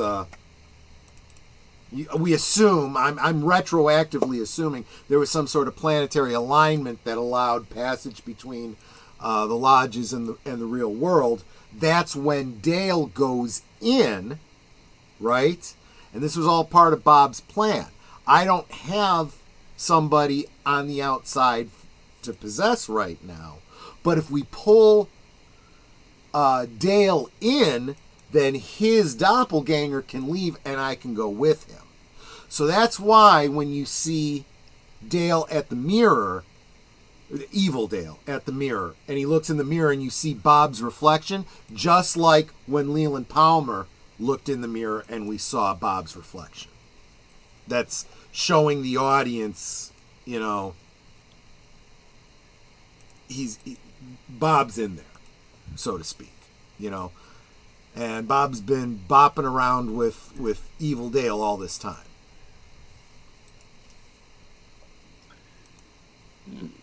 And if I'm saying something that sounds like, I'm certain of it, I probably am. This is... Well, it's only going to make less sense from here. Anyway, yes, but some of what I've said is going to be reinforced by some stuff that comes up later. It's not spoilery, because I think you can imply it from what we've seen so far, but I feel better and better about it as we go.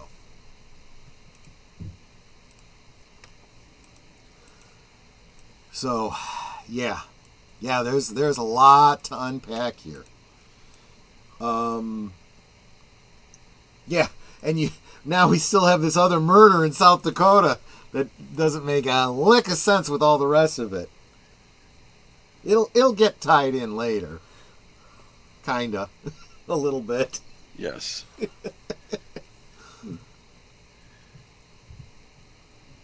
But you have let it slip to me that I'm not going to be happy when that second body is identified.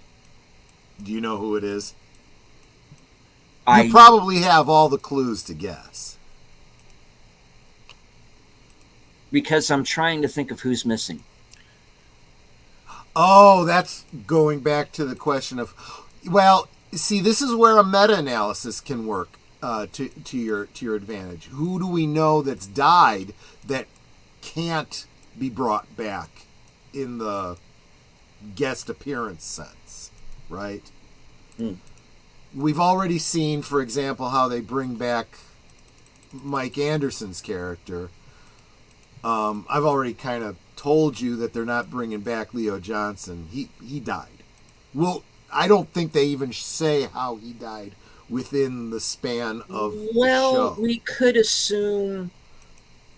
Because, really, he's out in the middle of the woods in that cabin, in that trap that Wyndham Earl left for him. I think we can realistically say he did not survive that.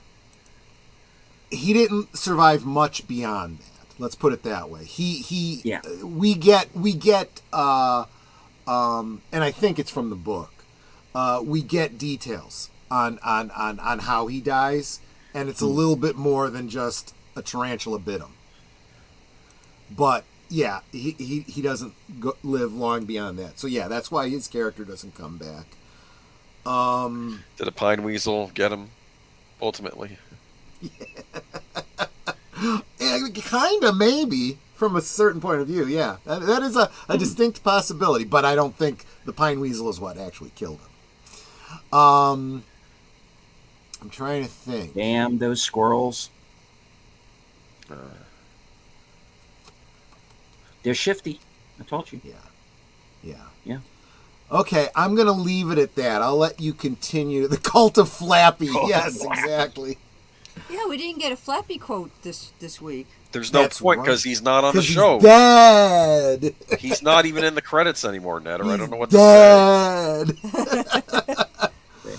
I would love to make a small announcement. Yeah. Not to spoil. I am almost done with the surprise video. Be looking for it in about 45 minutes. Okay. Let me open up another tab so that I'll be there. Let's see.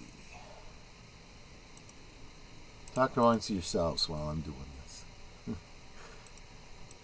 The Cult of Flappy.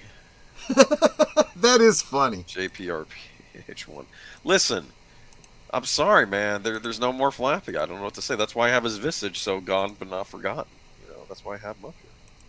I feel bad. But what's the Chihuahua's name? Maybe we can.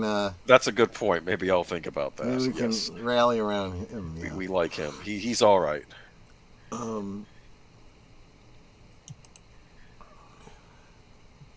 right. Netter liked that Chihuahua story I told on Friday, didn't she? No, I'm kidding. You remind me of a small Mexican Chihuahua. I don't think that's a compliment. I don't think it's an insult. I think it's just the way his weird ass mind works. Okay. That'll just help me out in case I accidentally close up. Oh, you just did the same thing. Yeah, smart Alec. But I wanted that to be there just in case I accidentally closed up the tab. So, perfect. But yeah. So, any other questions? I think. Was there anything else that happened in the episode I wanted to touch on? Oh, okay, yeah. This is one where I can't give you any details, not because of spoilers, but because I'm as lost as you are. So we got that black and white looking guy in the cell 2 down from Shaggy. Looked like the thing from Mulholland Drive that they run into in the back of the restaurant. That's what that reminded me of. Yeah. No? Okay. No, not quite. I think more.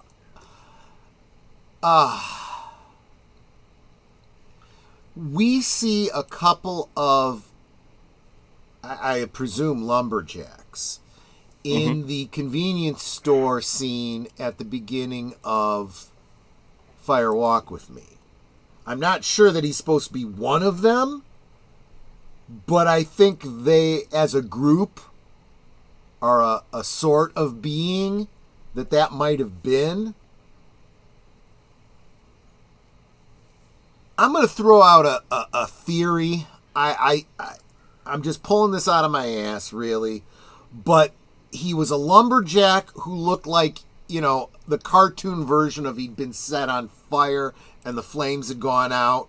The big white eyes and everything else was charred. I'm wondering if that's Margaret's husband.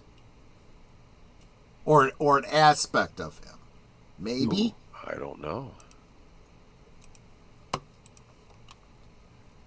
Because I still believe that his spirit is, or some aspect of him, is in Margaret's log. A spirit can become trapped in wood. Kind of like what happened to Josie, right? Yeah. By the way, in the future, we'll get a nod to Josie, too. So, Nice. just so you know. But, yeah. I am the cult. Flappy, yeah. Okay. Alrighty. Why not? It's not fair what happened to Flappy. You make decisions in life, you gotta live with them, man. Oh, man. He did what? He doesn't get a second chance? A lot of people made bad mistakes. They get second chances. I'm just saying. Once you die, no. It's pretty final. So, yeah. Trying to think who else we had. Phyllis got shot. She's done. That's something else I find. So you have. So Good Dale was very meticulous, right? But in a very positive way. I get the feeling that Evil Dale is also very meticulous, but in a ruthless, evil kind of way. He ties up his loose ends, right? And he doesn't pick his partners very well to begin with, to be honest. I think he's working with what he's got to work with, you know? And he doesn't smile like Dale would always smile. Right. Be cheerful. Right. I mean, I think that's the thing. You want to say, you know, good and bad, so they're absolutely, you know, opposites. I think that might be too on the nose, you know. I think there's going to be some similarities, right?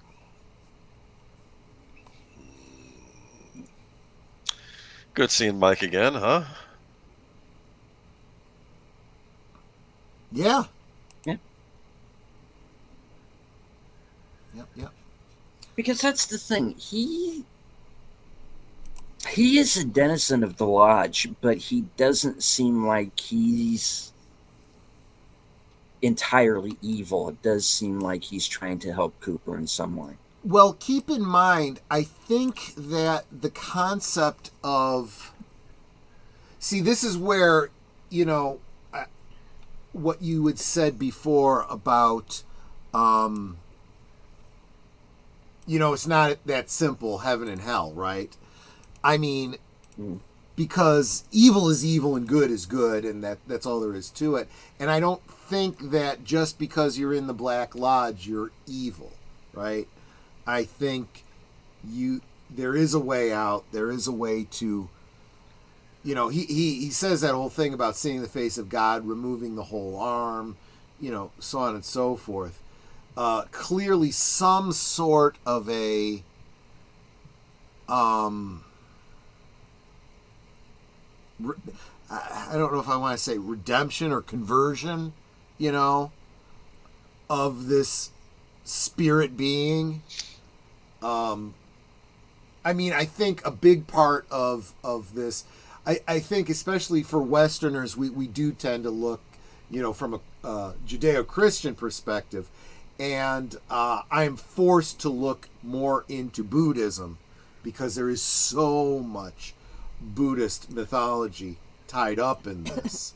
You know, David Lynch is a practicing Buddhist, so, you know, definitely something there that I may not have fully parsed out just yet. So we got to see Shelley Still We looks good. and I didn't Bobby. recognize her at first. Mm-hmm. And Bobby, who I guess had been in a car accident, is that what they said? No, that was James. James. James, We I'm haven't sorry, seen not Bobby yet. You're right. Motorcycle accident, yeah.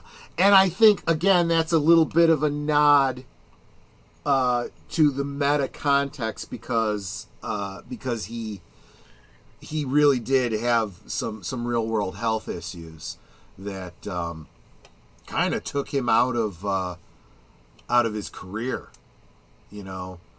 So you know, it's kind of like his character and what he went through in the real world kind of mirroring each other in that regard. Right.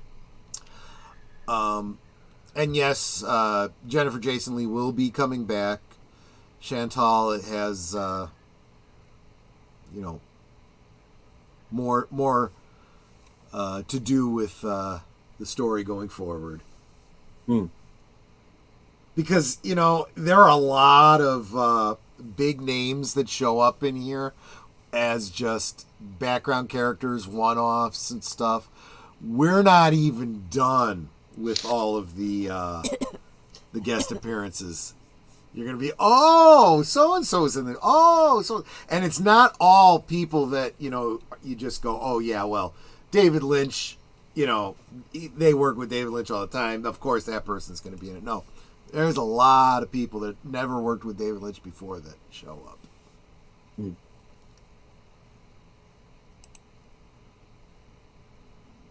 So, yeah, I'm glad Indeed. I'm glad you guys are digging all of this. I'm glad that John brought this question up. Is Dale time traveling, or what happened when he ended up in New York? Okay, I was going to hold back on this until a little bit later on. Mm-hmm. I'm going to go into this very surface level, and I'm not going to go any farther than that till a little Okay. bit later on. I think it's very obvious that time travel is involved in Twin Peaks and has been from very early on. Wow, that's pretty perceptive of you. I think it ties into my initial theory from when I saw the show back in the day that, and again, this is just conjecture on my part. I think that there is some cosmic element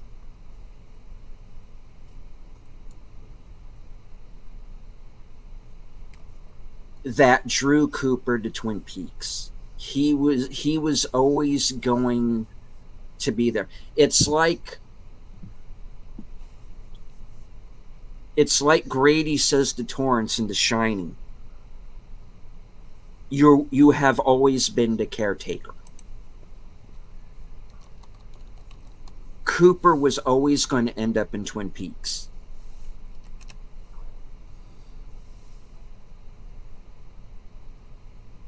One way or the other. Mm. I do believe that time travel is involved very heavily in this show. And just the fact that Laura is having dreams about Annie Blackburn, that's a very big clue.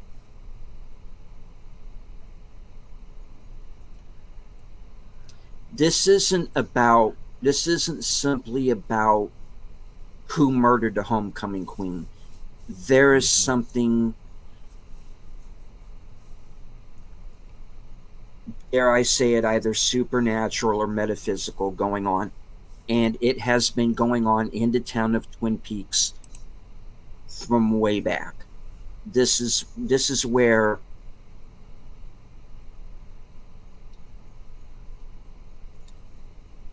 they say it in the first season. There is a force in the woods, and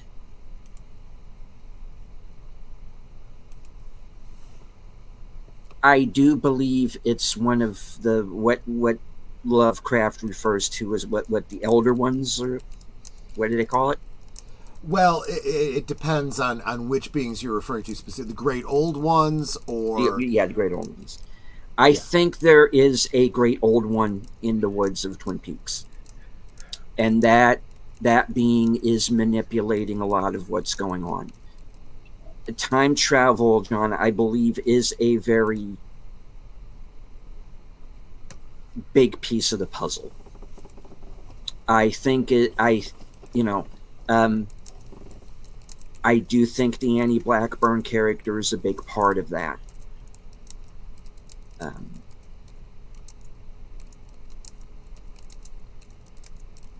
to the point to where I think she might be a fucking Time Lord for all I know.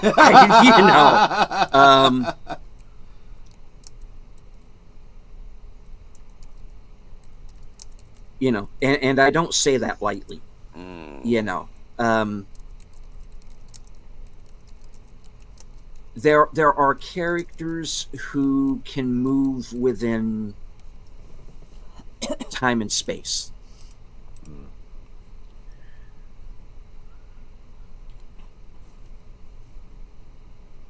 And that's why I'm getting to the point with the show to where I'm saying, just because a character appears to die, that does not mean they are completely gone. Yeah. They might be in another time, they might be in another dimension. And you got to take that into account.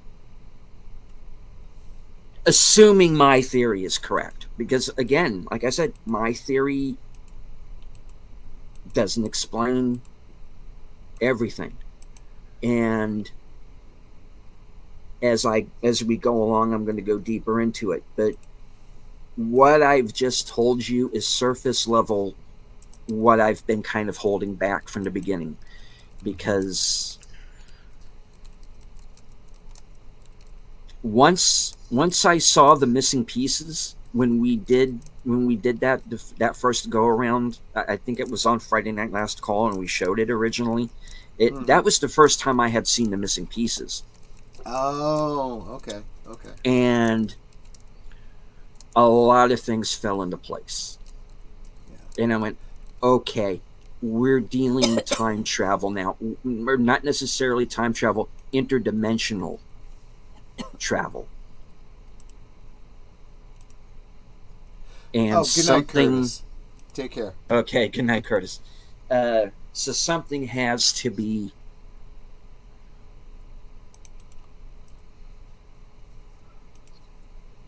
causing that, and maybe we'll find out what it is, and maybe we don't. But I kind of hope we get at least some kind of a fragmentary answer, a little something that we can hang on to. But we'll go more into that as we move on. But yeah, that is part of my theory. What happened when he ended up in New York? I don't think we quite know that, and I do have the feeling Queen of Hearts is going to answer a lot of questions for me. Yeah, I think that that Deleted Scenes has kind of gotten a little taste of some things related to that. So he, I think that might have also. And this is one of the reasons why Cameron and I haven't really directly spoken, even though I would very much like to at some point down the line, because he's going to have to hold a lot back from me. Yeah. Until I have finished watching season 3. And I'm not going to watch Queen of Hearts until I've seen season 3.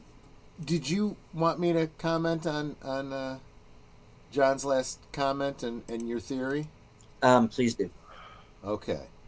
So here's what I'm going to say. People assume that time is a strict progression of cause to effect, but actually, from a non-linear, non-subjective viewpoint, it's more of a big ball of wibbly-wobbly, timey-wimey stuff. And Never's looking at me like, you were holding on to that this whole time. Sounds like worms. Because I was afraid of worms, Roxanne. I'm going to obviously not say too much, because my instinct is to yay and nay any portion of that. But I do like that you're keying into Lovecraftian elements, and in a broader, more general sort of way, this idea of I kind of wasn't joking when I did that Back to the Future reference. Marty, you gotta think 4-dimensionally, and you clearly are, right? I think it's very clear we see. Because of Philip Gerard, Mike's comment, that bookends the Dale in the waiting room segment. Is this future or is this past?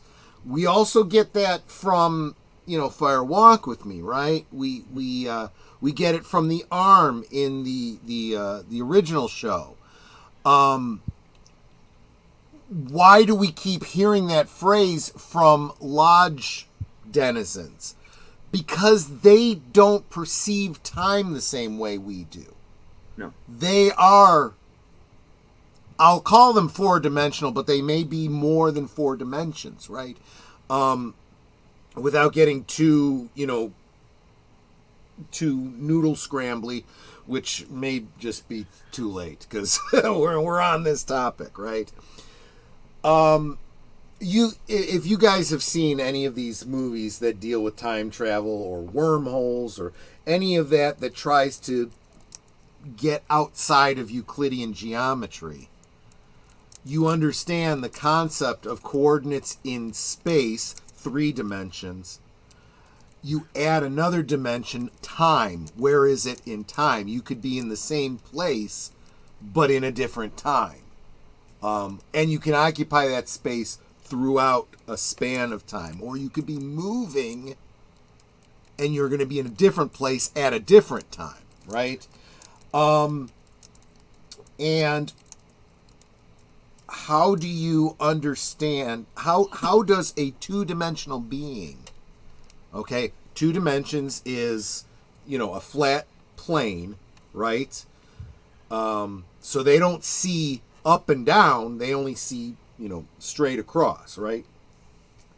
And if you, a 3-dimensional being, pick up that piece of paper, all he sees is where your thumb is touching his world, and it looks like a line to him. But if you could pick him up out of his, 2 dimensions, you'd completely blow his mind. This would be, bizarre aspect, right? How does a 2-dimensional being see 3 dimensions? Well, you can kind of see it if you see a projection, a shadow of a 3-dimensional object on the 2-dimensional plane. He can kind of start to, I'm sorry, but I'm going to continue with this because you might be able to get something out of this, right? So how do we perceive 4 dimensions? Kind of the same way. When you start looking at non-Euclidean geometry, when you look at hypercubes and stuff like that, we can't see the dimensions that are outside of our 3, but we can imagine them kind of if we think of them. And you can find three-dimensional representations of 4-dimensional objects like hypercubes and stuff, right? But the important thing to remember is that a being that would exist in those dimensions can, for example, see you outside the house and the person inside the house at the same time, and all you see is the outside of the house. Okay? For example. They might see you in the house, outside of the house, and down the street all at the same time because you left the house, walked out of the house, and walked down the street. You're only in one of those places at any given time from your perspective. You're in all of those places to the perspective of someone who is outside of, time and space as we understand it, right? What I'm getting at with that long description and explanation is that is how these lodge members see the world. They're seeing it all at once, right? Okay, I'm going to give away a teeny tiny little spoiler. I think I mentioned this before. The giant, he is the fireman. He is referred to as the fireman later on. So I'm going to call him the fireman from now. Just like the little dancing man is the arm, the giant is the fireman, right? And the fireman comes to Dale at certain times and gives him pieces of information, tries to warn him, right? When he shows up, he's kind of like a Time Lord, right? Showing up at the right time in the right place to give him a piece of information. The people receiving that information, Dale, for example, Margaret, for example, right? They are getting information that to their perspective is foreknowledge, but from the perspective of the fireman, it's all now to him. Actually, I think maybe a better analogy would be for those of you that are Star Trek fans. Look at Cisco, Captain Cisco, in the first episode of Deep Space Nine. He encounters the prophets that exist inside the wormhole, right? Mm-hmm. He has to explain to them linear time, how he perceives time. They don't understand initially because they see all of time at once, right? And he uses baseball as an analogy. When I play baseball, I hit the ball, and I don't know for sure where it's going to go. I know where I intend it to go, but I don't know in advance if I'm going to succeed. See, from their point of view, you know, it looks like it's all happening all at once, and not realizing you don't know the results of your actions. You don't know all the downstream ramifications, you know. But what happens to Cisco, you know, in Deep Space Nine as he's having that conversation with them? As they start to understand, they push back a little bit.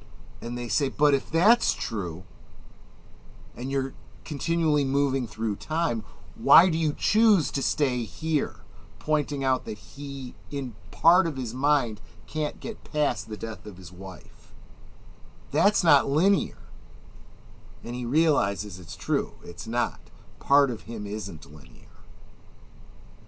Part of him got stuck. And when you understand that kind of simplified perspective of linear and non-linear time, and how we live sometimes in both at the same time, you can project that back onto this element of Twin Peaks and the world around it, and the beings in the lodge and the beings in the in quotes real world. I say in quotes because while the line "is this future or is this past" gives you a hint to the wibbly wobbly timey wimey nature of things, you also get a line from Philip Jeffries in Fire Walk with Me. We live inside a dream. That's another aspect that you have to consider, right? Just like Cisco can't get past his wife's death, but that's something going on in his mind. Dreams are important too. So you pointed out the linear and non-linear aspects of time and Lovecraft. Lovecraft also had the dream cycle and people that lived within dreams and lived different lives inside dreams. Chew on that as we go through the rest of this season. That's some tough meat. Mm-hmm.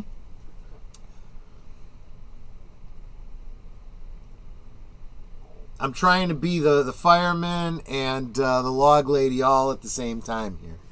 I gotcha. Where is everybody? It's like we're in the lodge now. Well, in a way, Oh, kinda. Well, I think you call it a convenience store. This is a Formica table. Formica table. Mm-hmm. Cool. Deleted scenes back. Oh, yeah, I never left. Oh, Yeah, okay. no, he never left. He's been here. He's just Yeah. been listening to me babble on. Oh, okay. This is what happens when Troy gets talking. But I hope it helped. I hope it Yes. gave you something to at least think about.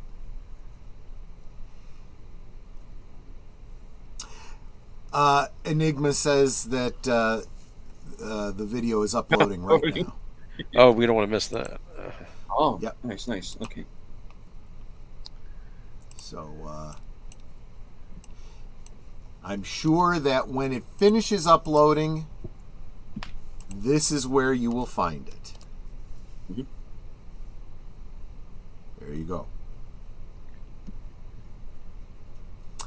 Oh, I see. Because I put it into StreamYards, it comes up as though you said it. Oh. Because Yeah, I because you're see. linked to my YouTube. Yeah, so Gotcha. See, I confused myself because I was talking in your voice. you're in all the chats.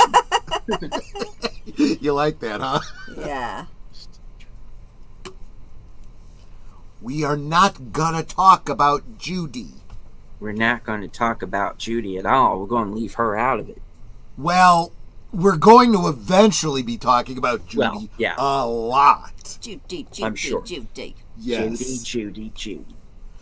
And John was almost on the tip of a spoiler earlier when he said Jowday. Mm. And again, we're talking some lore here that I still have to dig into a bit Right. myself. I'm doing research behind the scenes here, folks. Been doing it actually for since the return was released, but I'm doing a lot more in between these episodes that we watch together too, so I can be as informed as possible. And One anyone thing I who will pays say, attention- Reddit is your friend as well as your enemy. Oh yeah. Anybody who pays attention to my channel knows that I'm very fly by the seat of my pants, and I improv a lot of stuff. But I was gonna say busy, but that too. that too. And, this is one where I think I really am going to have to go back and maybe take some notes. Yeah. Um, That's why because I know we've there's one episode coming up in particular that's been brought up to me before, and I'll go more into it behind the scenes. But there's one episode in particular coming up that I think is going to be a very big piece of the overall puzzle. just one, huh? Yeah, but it's going to be. I believe it's going to be a very big one. So let's put it this way: there is a particular episode that I know is coming, that I'm looking forward to seeing from beginning to end.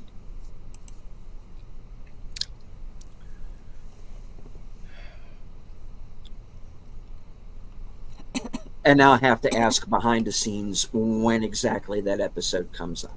But yeah, there's a particular episode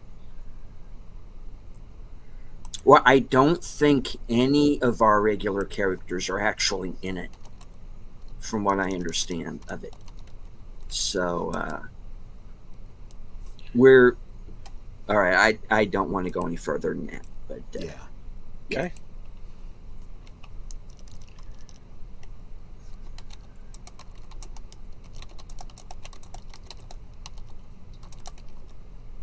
that's all I got. All right. for this point, up to this point, yeah. Well, there are more episodes coming. Oh yes, this was an 18 episode season. So it was like a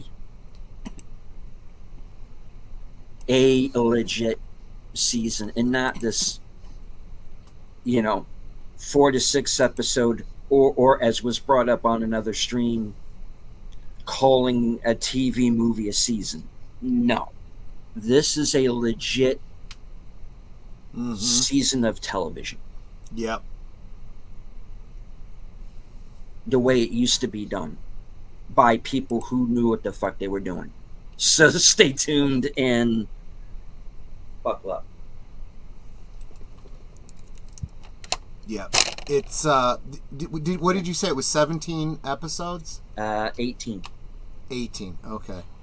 And let me tell you, 18 right around 1 hour episodes is still, I mean, there's enough material here for 34 episodes. I mean, just Oh yeah. how dense this lore is and how much you have to think about it. And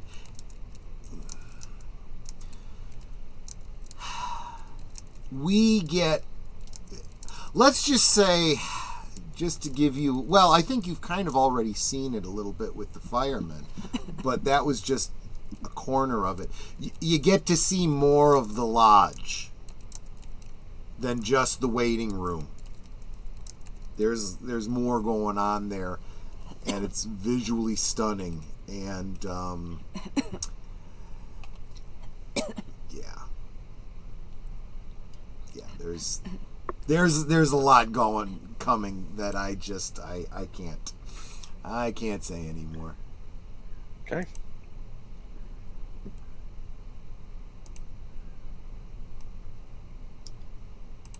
Alrighty. All right, let's go one time around the horn. Boomer, what do you have coming up? Oh, sorry. I accidentally. Here we go. Oh, nothing. I'll be on with Troy this Friday. We're going to be doing a stream about cryptids with Big Al Presents, and I believe Beyond the Hub will also be joining us. And that should be a lot of fun. And then on Sunday, after your unscripted show, I'll be doing Geeky Geezers, and where we'll be talking about the latest news that I have not seen anything worth talking about yet, but maybe by the end of the week. Yeah. All right, Netter. Well, coming up on Thursday things, on Thursday of course, 9 p.m. Central, 10 p.m. Eastern, my special guest will be Ryan Roger Athay, a rising star in his own right. See, Friday I'll be co-hosting with Troy on Last Call. Saturday I'll be co-hosting on Big L's channel, and I forget what movie he's showing. Do you remember, sweetie? Yes. John Cusack. Better Off Dead? Oh, Better Off Is Dead. that it? Yeah. Yeah. That sounds right. Let's see. Then next Tuesday, back here again, right here on the Deleted Scenes channel, for another episode of Sparkwood 21.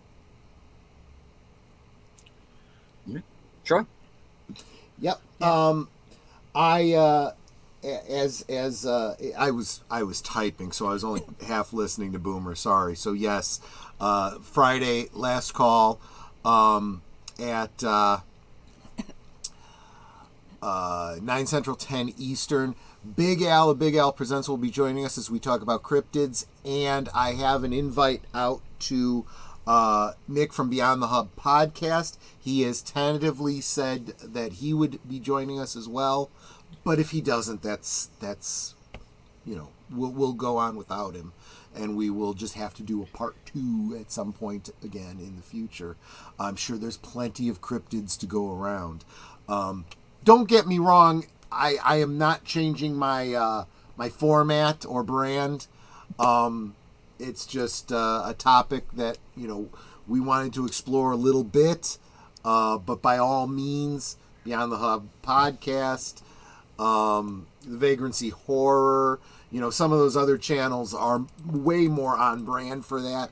I just wanted to dip my toe into it and talk about it because that's what you do when you sit around the pub with friends and drink. You talk about things you're interested in a little bit, and that's what we're talking about now. And let me get back over to that's all I got coming up, other than the guest appearances that everyone else has mentioned. I am in the background. I am going back to Enigma Severus's. There it is. The bike riders. I will copy the link for you guys here. Oh, nice. Add share. Copy the link, and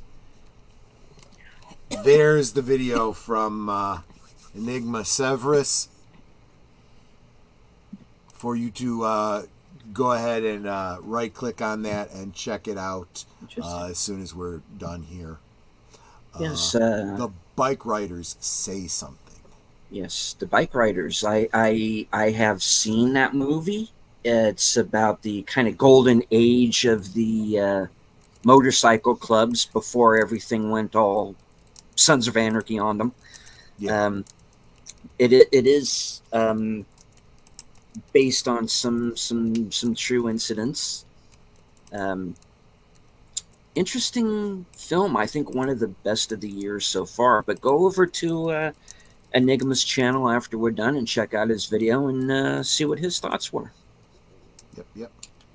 And of course, as for me, I am going to be joining Jedi Bill this Thursday afternoon at 4:30, and we are going to for action theater, and we are going to be watching Boy Kills World, which came out earlier this year. So if you missed it in theaters or haven't seen it streaming yet, join me and Bill this Thursday and check it out.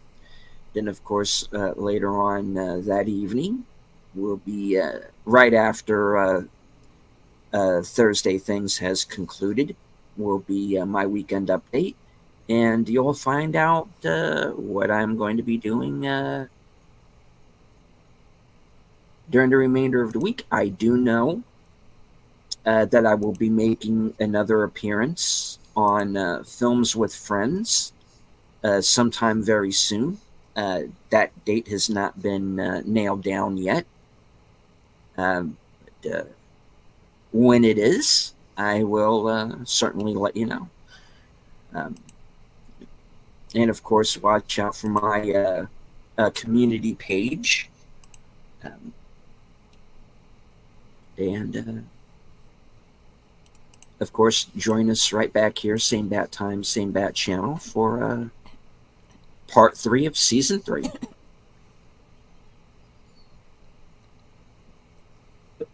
Yep.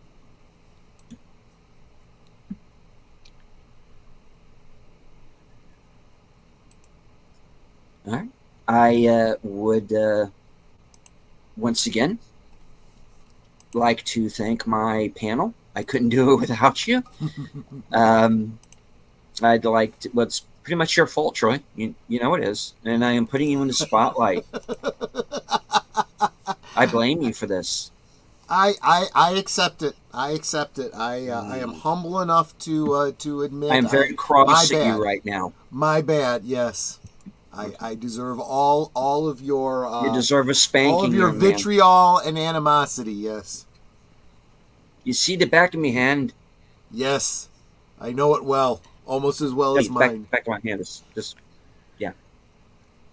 Oh my God, what is that? I know it looks old, doesn't it? I have the same reaction when I look at the backs of my hands. My hands got old.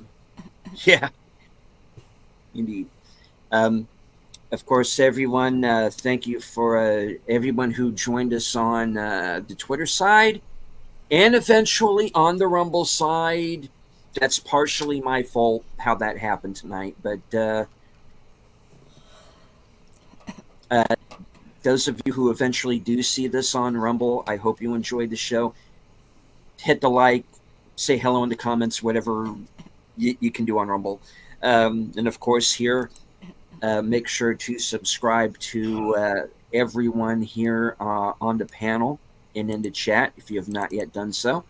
And if you are a past subscriber, make sure that you are still subscribed, because YouTube will unsubscribe you without permission. I lost a couple of subs over the last couple of days because of that. Please do go back and check.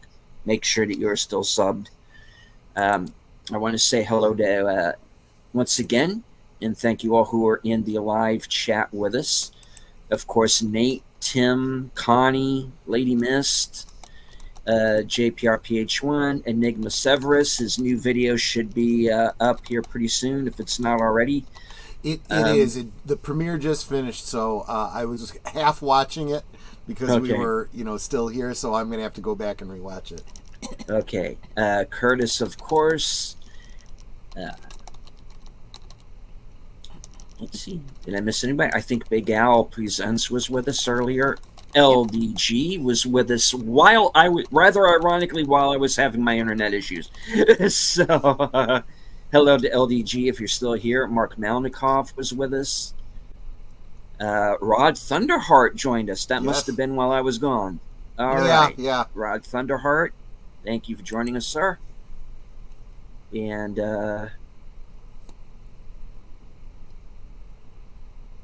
let's see, was that everybody? I don't want to miss anybody. Okay, I think that was everybody. All right. If I missed you, apologies. And of course, thank you to anyone who might watch this broadcast later on. Of course, understand you will need your own copy, or Twin Peaks: The Return is on Paramount Plus at present. I almost said at Pleasant. Too many L's and P's together. I can't do it. This show is available on Paramount Plus if you have access to that. Of course, you can follow along that way as well. We started at 49 minutes and 30 seconds into episode 1. So, yeah. All right. I think that about wraps it up. Any last words before we call it an evening? Nope. Netter, would you like to go out with Troy, do you have a... No, not at all. I Okay. said way too much as it was. But Okay. he's laughing at something. Now I'm suspicious. What are you giggling at? That's what we can call you I'm backstage. saying nothing Not else. I'm giggles. saying nothing else. I see nothing. And for all the rest of you, we can Yes. talk amongst ourselves, and that's all well good and fun. But it's so much more fun, and you guys are joining us in the chat, and you're dropping comments, questions, trivia, being goofy, whatever it may be. And it doesn't feel like we're separated by miles or continents in some cases. It feels like we're all hanging out in the same room, enjoying each other's company, having a great time. Pass the popcorn, please. Yep. And you guys, you know you're not just our friends. You are our family. We love you guys, and we appreciate you so very much. You can be anywhere, but you're here, and you're encouraging us, you're encouraging one another. Love seeing you guys in all of our streams. So thank you for encouraging us. Thank you for supporting us. Yes. You guys are just really wonderful. So thank you again for being a part of our family. And until next time, which will be Thursday night on my channel, good night and God bless. And as I always say at the end of every show, once again, thank you very, very much for joining us. From HQ, Twin Peaks, Sparkwood and 21. Good night. Take care. Stay strong. Be careful out there in those woods now, because this is how we win.